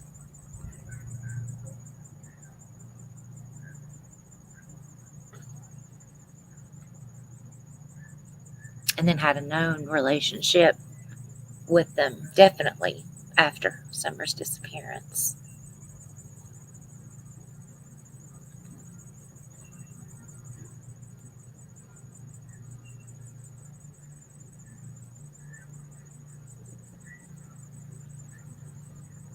And I just thought that was interesting.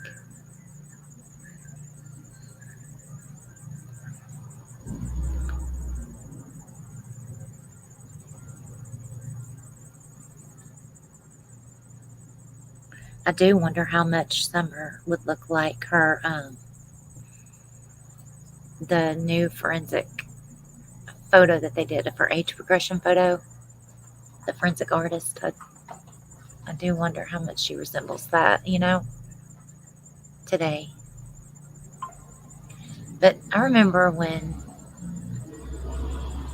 Daisy from, what is it, Crime Crazy Critters on the Farm, when she was doing that, the pictures with Summer's mother and going through her scrapbook, some of those photos, Summer did look older to me. And that was interesting. Daisy mentioned that. She said, "Don't she look older, y'all? Don't she look bigger?" And I was thinking, yes, she does. She does. That was a few of the screenshots, or it was like a picture of like if you FaceTime somebody and you take a screenshot and you're side by side with the person you're speaking with.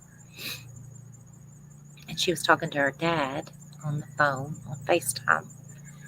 And there were screenshots, and they'd use some silly filters with the puppy dog, and one like where the dad's got a big head, and then there's a few that's just normal. Now there may have been like a glamour photo type filter, I don't know, but Summer did look older to me, different.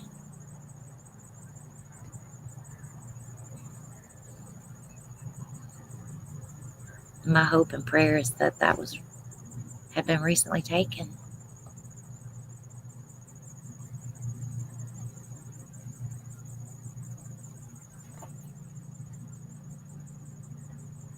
When did he get involved in the case? I don't remember. I didn't know about him back then like that, or watch any of their stuff. I didn't know about it till after the fact, when he went to that racetrack. Was it in Bulls Gap, Tennessee? And did that search, and I think I remember Benny playing it later on, or somebody did.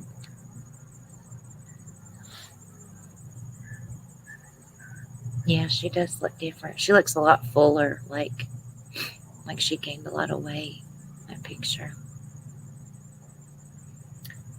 He stated an older couple called him and asked to investigate the racetrack.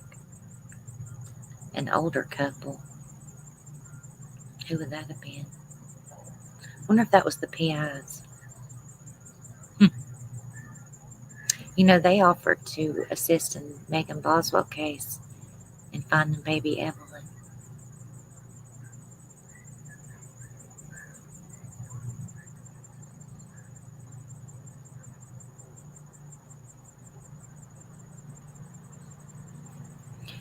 She does look different in a lot of pictures, doesn't she, Miss You?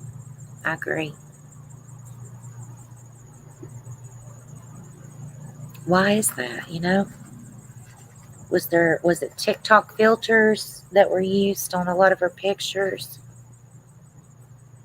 Was some sort of AI used?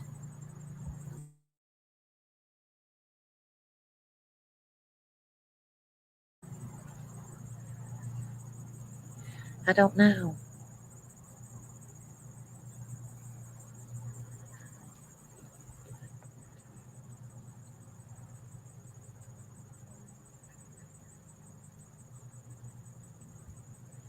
That was the first time you saw too, Miss You.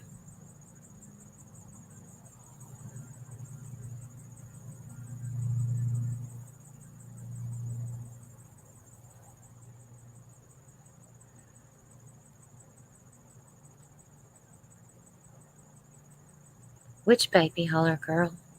For which picture was it? You talking about the Wells pictures?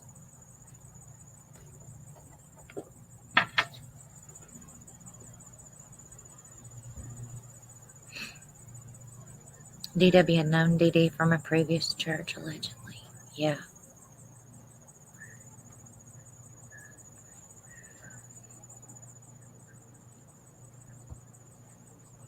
You couldn't figure out photos, but remember the photo shoot, different locations, outfits, and bows. Are you talking about the ones in Gatlinburg? In the TikTok videos? Holler Girl said, I don't know which baby that would have been.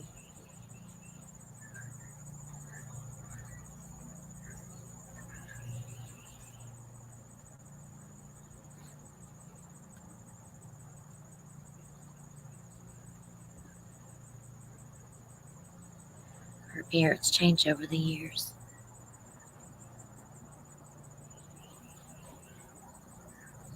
Yeah, it was like when COVID hit. I think it affected a lot of people negatively, financially. People were laid off, lost their jobs, and then you had social distancing. Kids were not in school, and a lot of parents and caregivers were stressed out during that time, and child abuse and neglect rose astronomically during that time frame. DCS wasn't as involved, and cases dropped down lower because the abuse was not being reported by schools or, people out and about, churches, things like that. People that could see the children and see the signs of abuse. That was a hard time.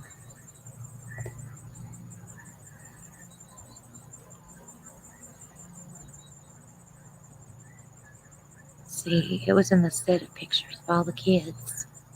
I don't know who that would have been. I do remember seeing a picture, though, of the mom and dad with the baby in the hospital. Like, it looked like she had just given birth or something. But she looked older. Like, her hair was short, and it didn't look like the long-haired Candace that we saw when Summer was a baby. I'm not sure who that baby would have been. You remember some pics taken in front of a U-Haul that was alleged in front of a storage facility had to be before 6:15 because her head was shaved. Who's U-Haul? No, we heard about that U-Haul that was used in, 2020 supposedly, right? We don't know when that was, though. Truthfully, we don't know. It could have been 2021. Those, like I said, you can change those dates and times.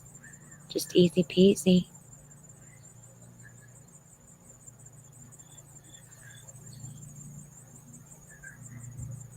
Yeah, don't trust the New York convoy. I agree. Yeah.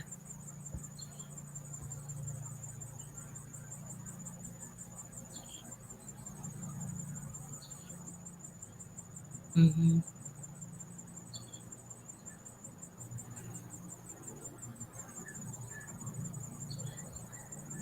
That's a good question, Holler Girl. I was talking about that earlier about the whole box word being used and in several different like connotations or context, I should say. We were talking about the death box and box car, like a train, and all sorts of different ways. And then someone had mentioned the boxes that he had mentioned seeing in the back of that truck on that day, and then the televisions also.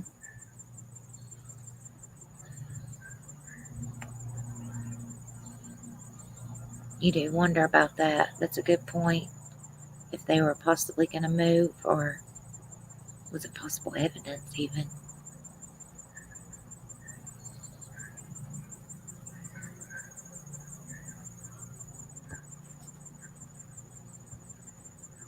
Holler Girl, we don't know, do we?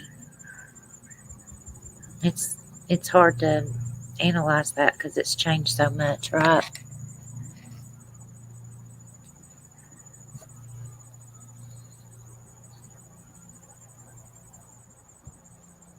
my gosh, took their devices and TVs. I wondered that, Miss You. That's what I was talking about earlier. If that could have been any potential evidence. I don't know. Maybe if it was a smart TV.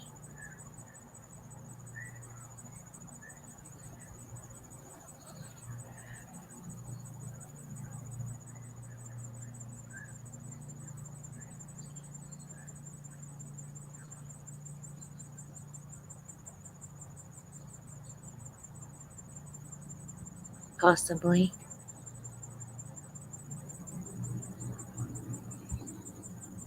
You may be right about that too, Holler Girl. It's hard to say.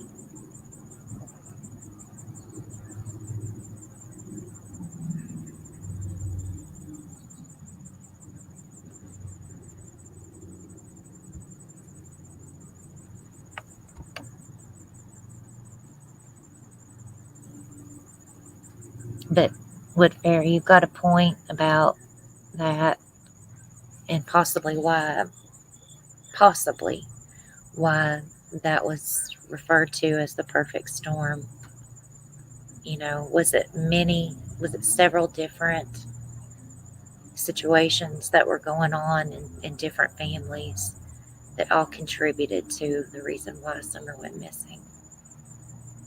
Did one reaction cause another reaction and another reaction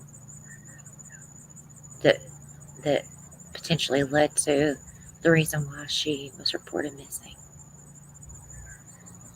It just seems like if everything came down on that day, that there would be more evidence that the police would have that would show the elements of the storm, right? Whether that be devices, physical evidence, data, wood pings, interviews, circumstantial evidence, whatever. Hey, Rockin' Robin. Good to see you, honey. Thanks for coming. Hope you're doing good. How you been?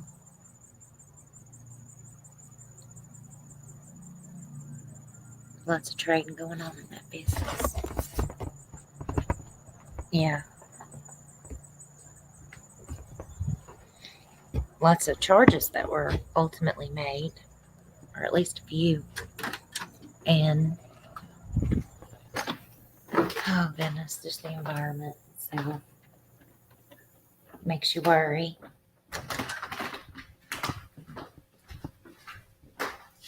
I bet my battery's getting low. I've been on the phone. I'm not really sure.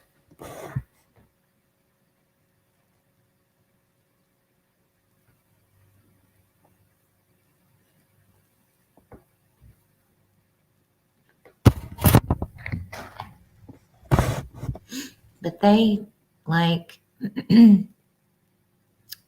was going to tell y'all something. Hang on, I'm going to look back real quick.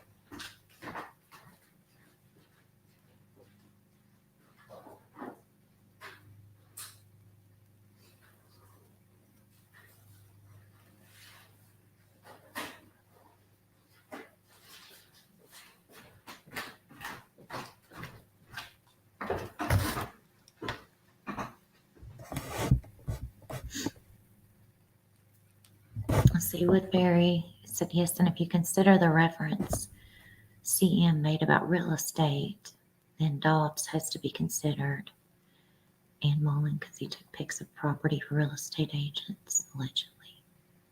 Was CM, why, I don't remember him speaking about real estate. Was that solely in reference to Dobbs? Do you remember? You know, I did have a question.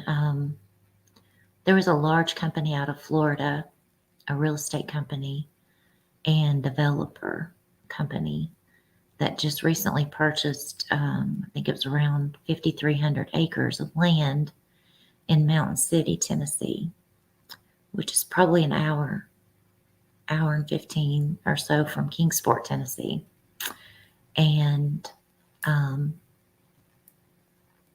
they're going to do like hiking trails, you know, fishing, but the goal is to develop it into a natural reserve area.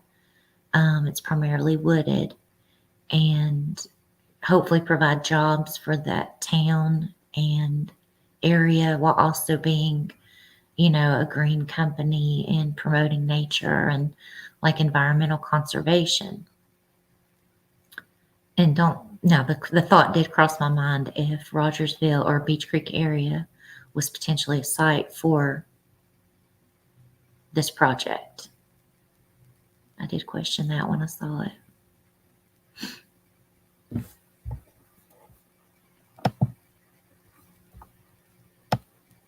Let's see, Rock and Robin, what'd you say?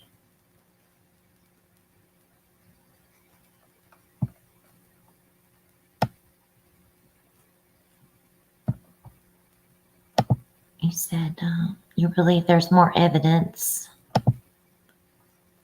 than we will know. I feel Armstrong has to have a body. Yeah, that is hard to say that. I agree.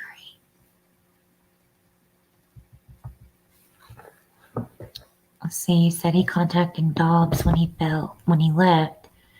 Tells me they were not fighting like they said because he had his phone number and wanted to let him know. Yeah, there was reference that they were trying to help him. I remember someone saying that. Great point about Tim and his footage. He took photos of everything for that paper. Yeah, he did. And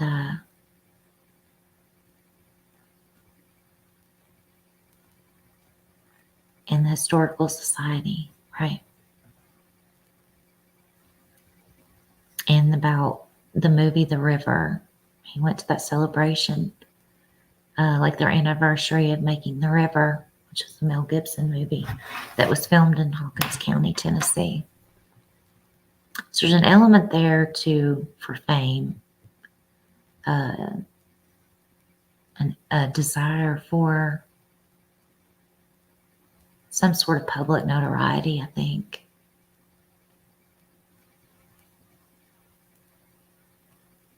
And Lisa Kay said the barrel video was 2 weeks before she went missing. The photo with Dawn holding her was in March. What's the city name again? It's Mountain City. I saw developers bought property near Beach Creek. They're just flipping it for more money. Oh. Let's see if I can do this article.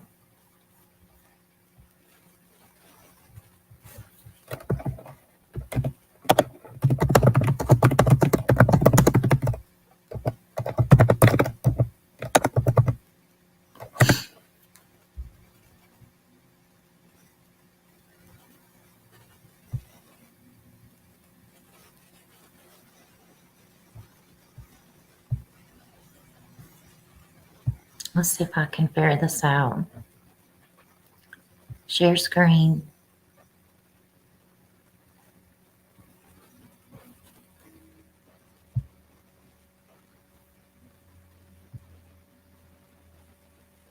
Okay.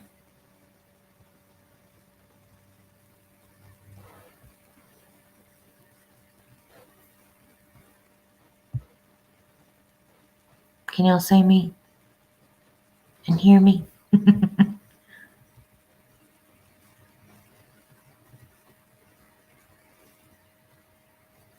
Yeah, Wood Ferry. There's a lot of references to Florida.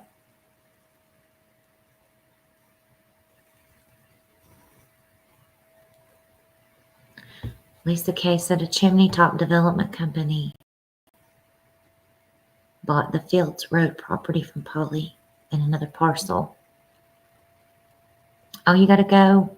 Love you. Holler, girl. Have a good day.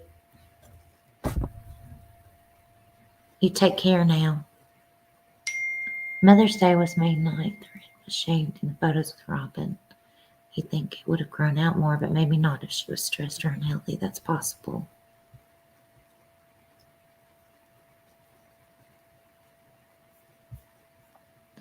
So this was purchased, let's see,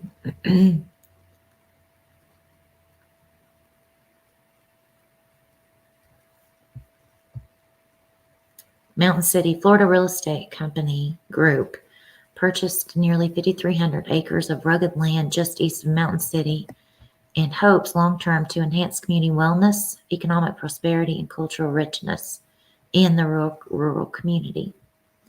That's according to Frisbee Group partner Dave Frisbee. The Palm Beach firm, whose website says it strives to create value at the asset level while significantly enhancing the surrounding community, paid a total of $10.5 million in June for 3 tracts of mostly forested, roadless land known as Forge Mountain. And it says the natural beauty of Forge Mountain in the Mountain City area with hiking, biking, and horseback experiences on miles of natural trails being integral to prosperity. They're going to have to plan for a year. We have engaged one of our country's top architectural firms to assist with that process, he added. Early as it may be, Johnson County Mayor Larry Potter told News Channel 11 Monday a successful project could be a boom to the county, which tends to struggle to create jobs. So the group is called the Frisbee Group out of Florida. They're working on a master plan, but nothing's set in stone yet. There's a picture of the land they purchased in the area.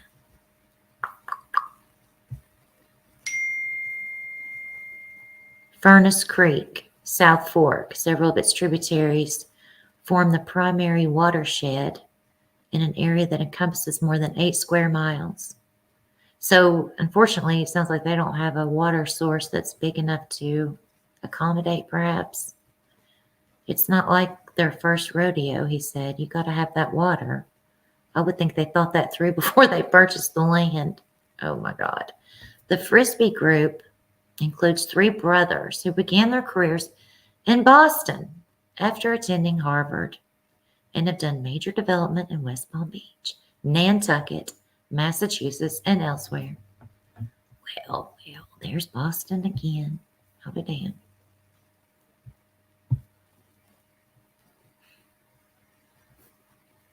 Could you guys hear that?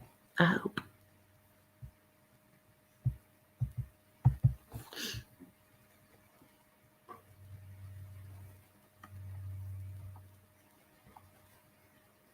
Florida's being ruined by developers. Oh, I hate to hear that.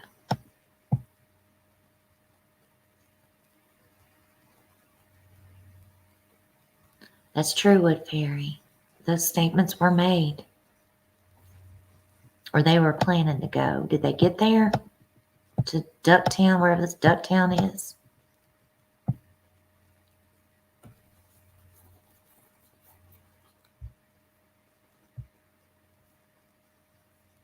Oh gosh, I hope not. See, her hair would have grown about an inch in a month. Yeah. She said she lied about not knowing her head was shaved until Mother's Day. I have a photo on March 28th of summer and her after her head was shaved. Isn't that bizarre? Why the need to not be honest with something like that? Wood Fairy, great question. It looked really warm that day. I think Summer was wearing that. It looked like a bathing suit. It reminded me of a bathing suit, and she had on shorts over it. If not, it was wasn't it like a tank top? Is that right? And maybe pink shorts. I can't remember now. Where they took all those pictures. They were doing the gem mining with the boys and Grandma, and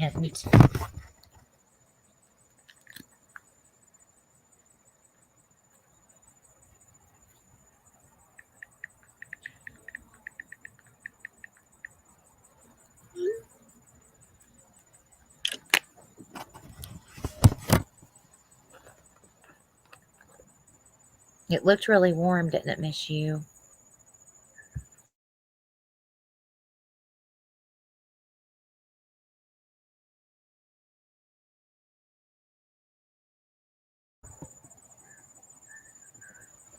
Of course, May, it's warm in May too.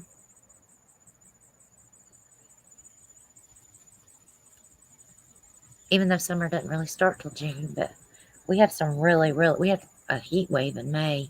At least we did this year. But they went to several or a few places, didn't they?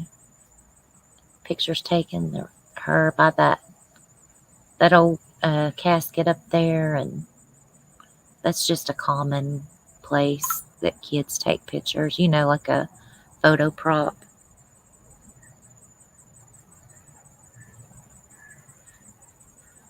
Yeah. The kids, the two boys, they also had their head shaved then as well, whenever that was taken. Candace told Sam she took H to Ducktown. Yeah. H claimed he hadn't heard from her. Yeah, I remember that. They had split up and that they weren't speaking. Hang on a second, y'all. 1 minute.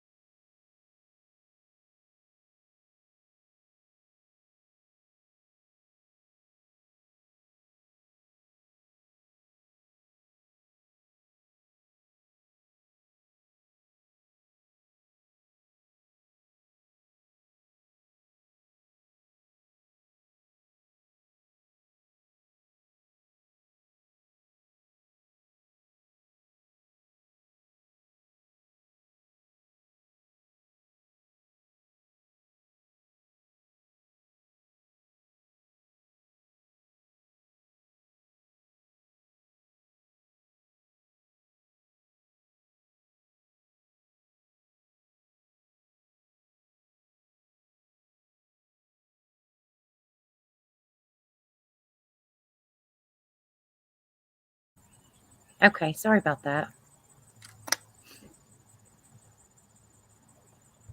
I missed a lot of comments. Let me go up. I'm going to have to get off here in a minute, y'all.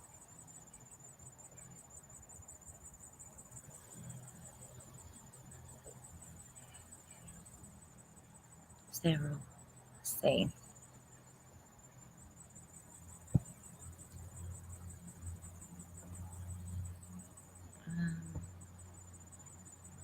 She wore the bathing suit with the shorts a lot. The gym mining. Oh, I already read that one.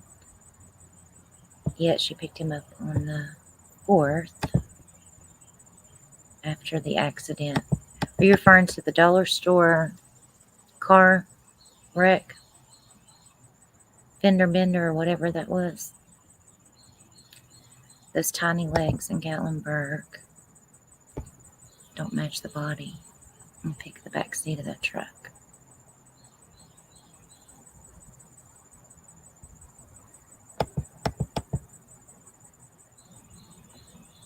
warm weather clothing, especially for a girl who gets cold easily. Yeah. She did mention that she got cold easily, didn't she?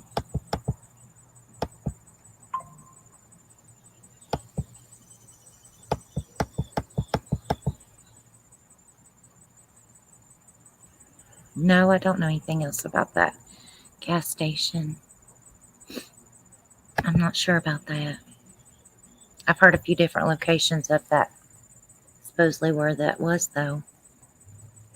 2 different places. Not sure which one is more accurate. You wonder if Summer could have been anemic. Accepts not much to eat, sweet, slushy, and candy. I don't know, Golden. Let's see, Ducktown is an area near Limestone, Jonesboro. I'd never heard of that before, or anybody reference it. If Ducktown is near Jonesboro, is that out past the airport, past farmland that he referred to? I don't know. I don't know where it is exactly.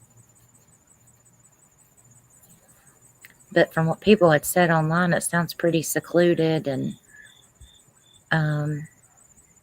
like it's not a good place to go, according to other people. I mean, obviously, you do question if Warriors was essentially a place of attendance that day, even. Maybe it was a totally different location. I don't know what kind of surveillance they have over there for proof, or if there was any. I didn't remember them speaking about cameras over there. Only eyewitness accounts of the vehicle being there, and said it was parked there for most of the afternoon. According to them, they was there 10 minutes.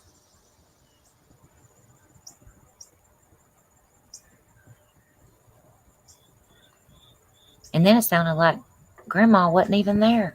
She said, I think someone went swimming that day. Like she wasn't included in that entire scenario.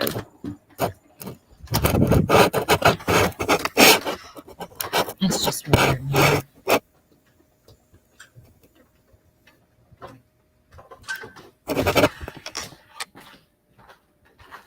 I don't know, Golden, but from what people had said, it sounded like that place is a bad area for certain activity, that people don't go there without intentionally to have a reason.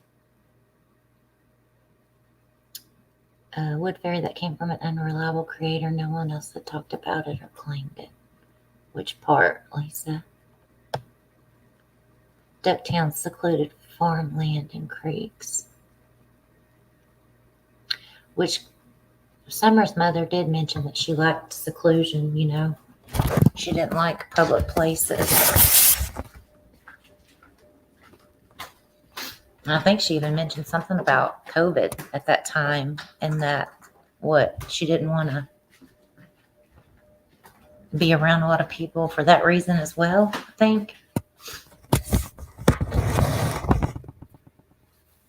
But there's just been so many like inconsistencies and supposedly other people that were involved, that the accounts of that day, they just don't make sense to me. Conflicting information. Even when, Chris that asked Hunter about the milk, he was like, milk. What milk? Oh, yeah. And then he's like, oh, yeah. But, he did say he had been up all night and hadn't slept. So I would imagine that could be confusing or affect your memory. Sylvia Brown just clicked in and I'm way behind with the pickup. Hunter at the wells where he's holding his body only showing. Her head was shaved. He hadn't seen the wells or been there in months. The timing of that, and I don't know when all that occurred. I don't think they'll let me put a pew pew in here. I'm going to delete that comment, okay? Just because I don't think they allow it. A lot of these things just don't jive. They don't flow from one person to the next. So it makes it hard to differentiate truth from fiction or not being honest. And without having any, like video footage or what the cops have, you just don't know.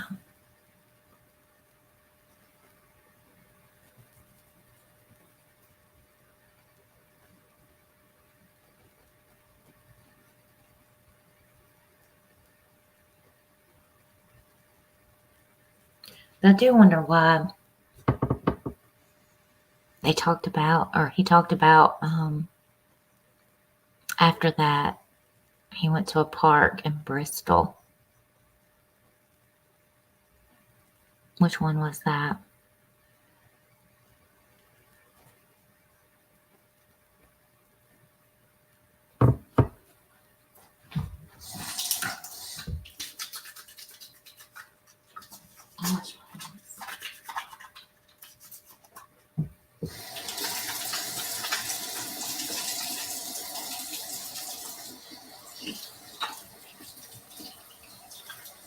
I thought it was interesting that his mom said they were also at a park, but it was a different one after that. Supposedly. See, Rockin' Robin, I always thought that, and I don't know why I felt that way.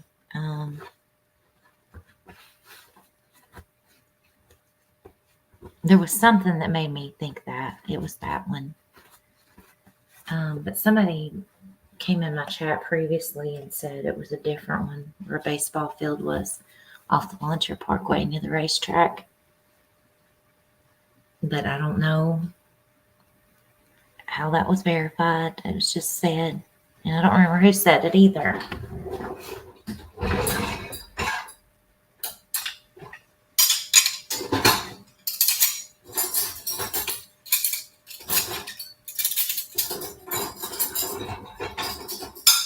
But I felt like, I thought maybe he said that on one of the other, an Unmasked interview or one of the videos that's been privated or deleted or no longer exists.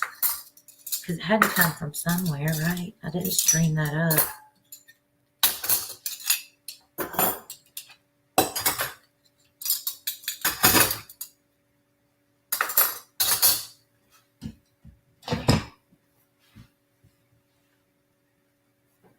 All of this is why TBS said it's outside the norm. Normally, most humans would come forward with truth instead of a lie, diversion, or deceit. Yeah. Instead, the details leading up to her disappearance remain unclear. Would that be the big sports park across from the racetrack on 394? I don't know if that's the one off White Top, but it made it sound like it was a different one, which was down there near Mad Greek, Robin. It's a baseball field over there.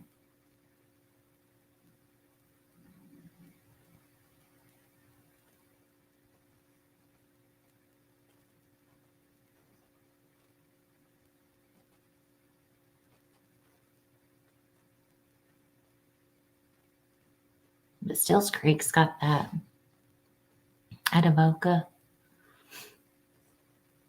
No.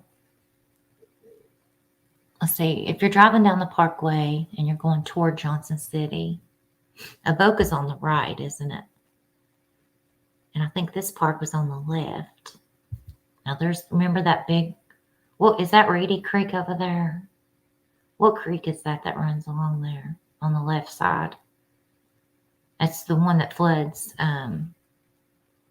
usually when all the campers are down there staying for the race. It always floods real bad.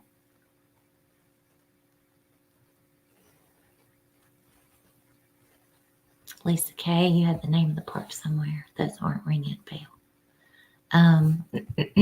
Let's see. Let me see if I can find it.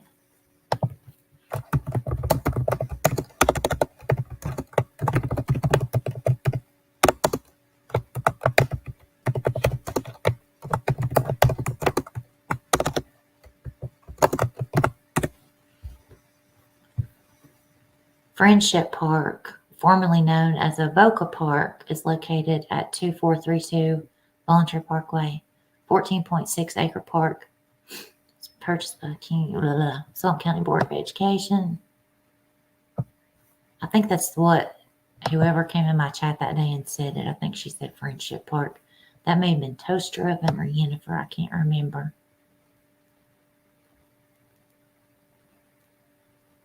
And yes, it was formerly known as Avoca Park, honey.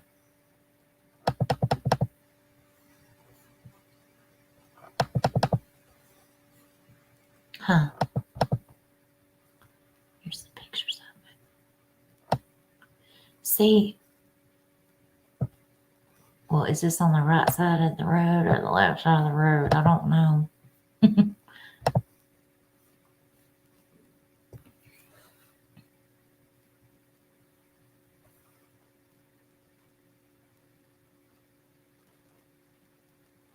She went to Warriors Park that day. H went to Bristol Park. His mom, Leslie, yet another park. What's the deal with everyone going to a park? I don't know. That's weird, isn't it? All these parks. You know what I thought was weird too was when at this 3-year mark when Summer went missing, when Ainsley did that video and she said Borden Park is very significant to the disappearance of Summer Wells. Now Borden Park is the other park that's in Kingsport near where they lived, and it has a splash pad, tennis courts, playground, and a lot of her earliest vigils were done at that park. And then Ainsley went on to talk about the vigils and when Summer first went missing and where they were held there. But it just seemed like weird wording to me, how when she said it was significant to Summer Wells' disappearance, more so than like advocacy for her being missing, or, you know, where people gather to remember her, honor her, raise awareness for her, support her family. It was more like it had significant details regarding her disappearance. That was just, I just thought that was weird. Did you think so too, Golden?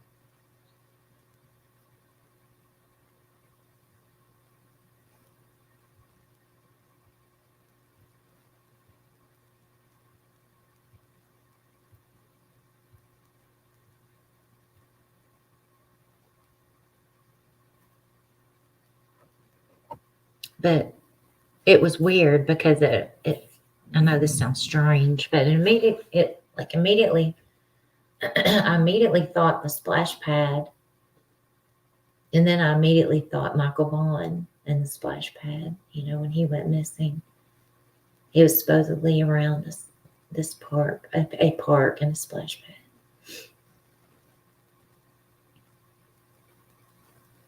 It's just weird how I felt that way.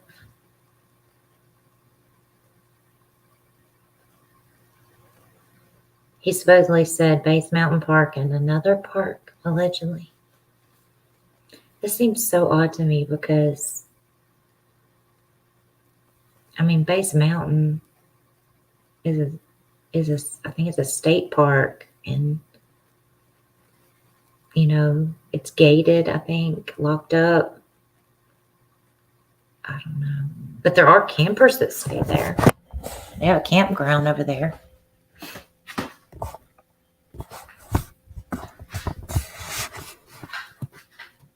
But you've got hikers, people, you've got animals. They have a snake exhibit and several. They've got wool, a raptor area. They've got a planetarium. Then they've got Eastman cabins where people, it's like little shelters with picnic tables, and they've got the creek running through there. Kids love to hang out there and play on the playground, the basketball court. It's a public place, so you wouldn't think that there would be some sort of evidence that would be left at this park. Now, the backside of that is Clinch Mountain, though, I think, right? A rural area.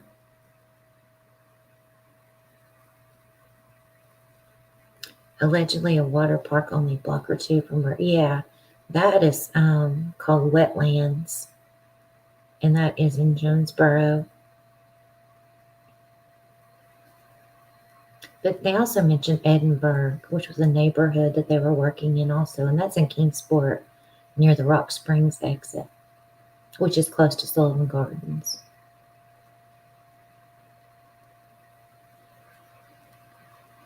Yeah, thank you, Robin. Robin put it in the chat. And that was where they went maybe a few weeks after Summer disappeared, was Wetlands. And some people had like taken some video of them, I guess. Right.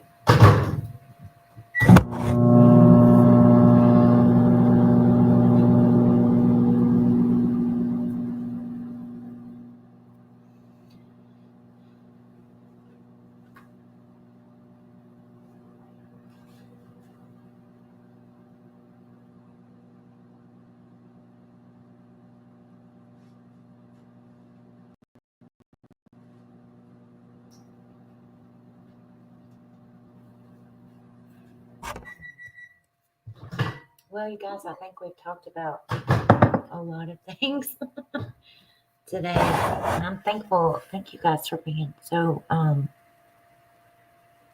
like putting so many things and ideas in the chat. I really appreciate it, and interacting, and let's just keep praying for answers, and praying for God to come into somebody's heart and speak the truth and let us know what happened.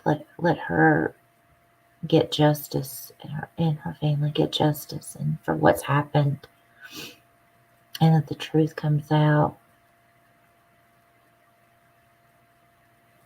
I wonder if CW did visit a water park that day with him.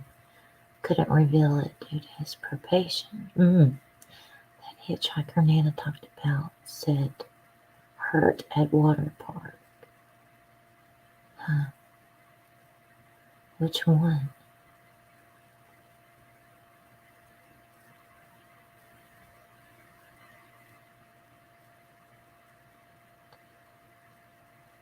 Do I remember a bust at Rooster Front Park and Winged Deer Park? No, I don't. What year was that? Do you know, Robin? Woodbury, I have always wondered if that's a possibility that something could have happened on like some sort of city land, or it was a city worker's fault, or like even with the tree trimmers, potentially there was an accident cover up due to liability reasons that was not disclosed.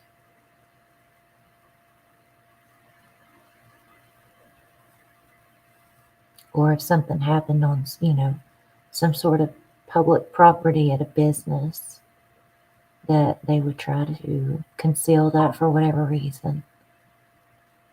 I don't know. I remember some kind of crime that occurred at Rooster Front Park, Robin, but I don't remember what it was.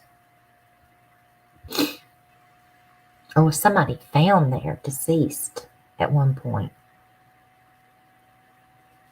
Winged deer with SA. No. I don't remember that, Robin. But something had happened at Rooster Front. I haven't been there in years.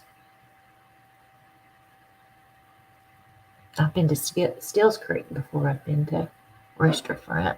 We used to go to Stills Creek all the time. But heck, I heard Stills Creek had gotten bad with drug activity and creepers walking the trails and dogs attacking people. Like that was a thing there for a while. Several people were getting bit by these wild dogs that were not trained or, you know.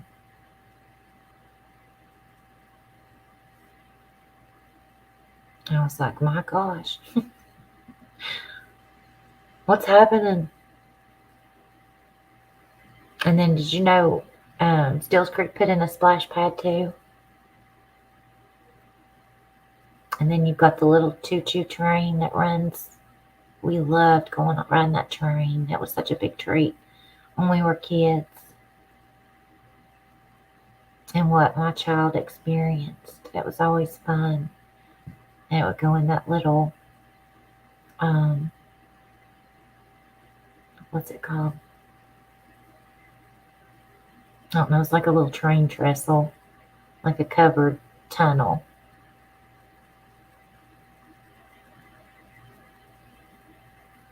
I wonder if they're still operating the train. Yeah, you're right. A lot of bad things happen in some of our local parks. You're right.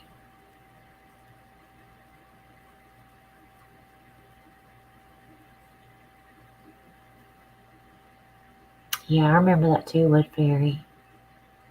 So many things that have been said made a lot of people have a lot of suspicious thoughts about a lot of people.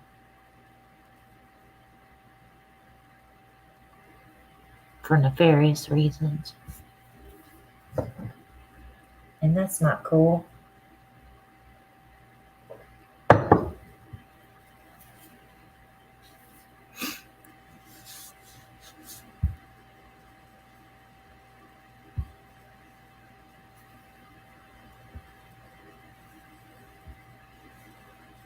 I do wonder if Summer was supposed to have had a babysitter that day. Somebody's supposed to have been watching her while they had ran around and went town and such. Took her to the hospital and everything. And then you wonder, what if something happened while she was under their care? Someone totally different. Whatever that may have been.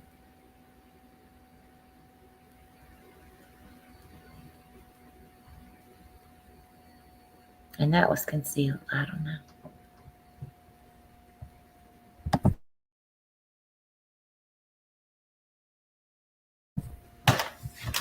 No, I don't remember that.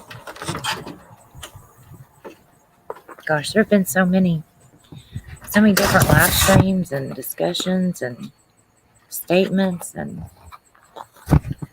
I don't know, my memory's not as good as it once was.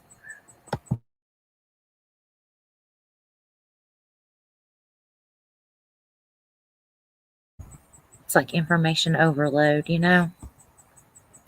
Several different people, several different things being said. It's just hard to keep up.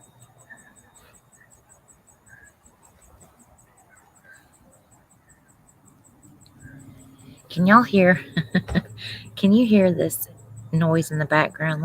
Let me know if you can. It sounds like somebody's talking on a speak, or like through a walkie-talkie or on a little megaphone. It's our neighbor has got this Halloween decoration they've put out, and it's like a Grim Reaper. So every time it detects motion, it says this saying. It's so funny, but it's weird because it's weird how sound travels. Like, it sounds like it's coming from a totally different direction, and it's our next door neighbor, but it's totally like to the left of me instead of the right. It's the weirdest thing ever. Somebody's supposed to be babysitter that day. Really? I'd never heard that before. That was on Tuesday. Wouldn't she have been at work?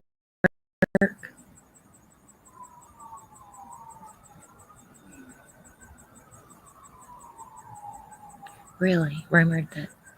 I'd never heard that before, Woodbury.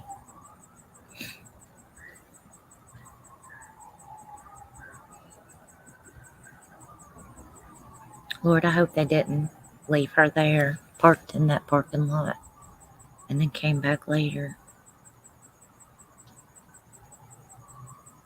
Or didn't keep up with time. You know, that always worried me when she said that, when that lady said that car was parked down there for most of the afternoon. But then they claimed that they were only there for like 10 or 15 minutes. That worried me. And they supposedly had that, what was it, horseback camp for kids that day. And so there would have been a lot of people, or I don't know how many they would have had. I don't know if they had a big turnout or what, but there had been people, you know, parked down there. You would have hoped and prayed that somebody, if they'd seen the kids sleeping in the back of a car or a truck, unless they just couldn't see, or you would have hoped they'd said something, right? She told it that she was supposed to have been babysat. So they had plans to do some things that Summer didn't need to be there for, perhaps. But she had to come along anyway.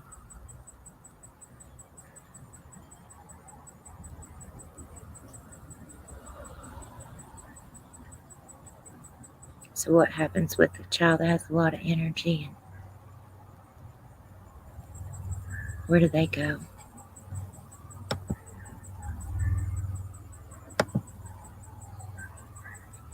I don't know.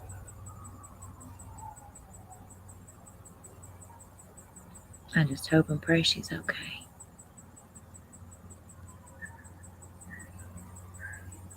Well, y'all, I'm gonna go. I've got to do some chores and stuff. Run to the store. I hope y'all have a good day. I know there's people that know, and it's just not fair to keep everybody guessing, worrying unnecessarily. It is not fair, nor is it right for her. Her memory, her legacy, her brothers. It's been long enough. Too long. Keep praying for her and keep praying for the ones that do know, that they come out and that God puts discernment on their heart, and that it's time to let everybody know. Thank you, Wood Fairy. You're a woodpecker. You're a little birdie.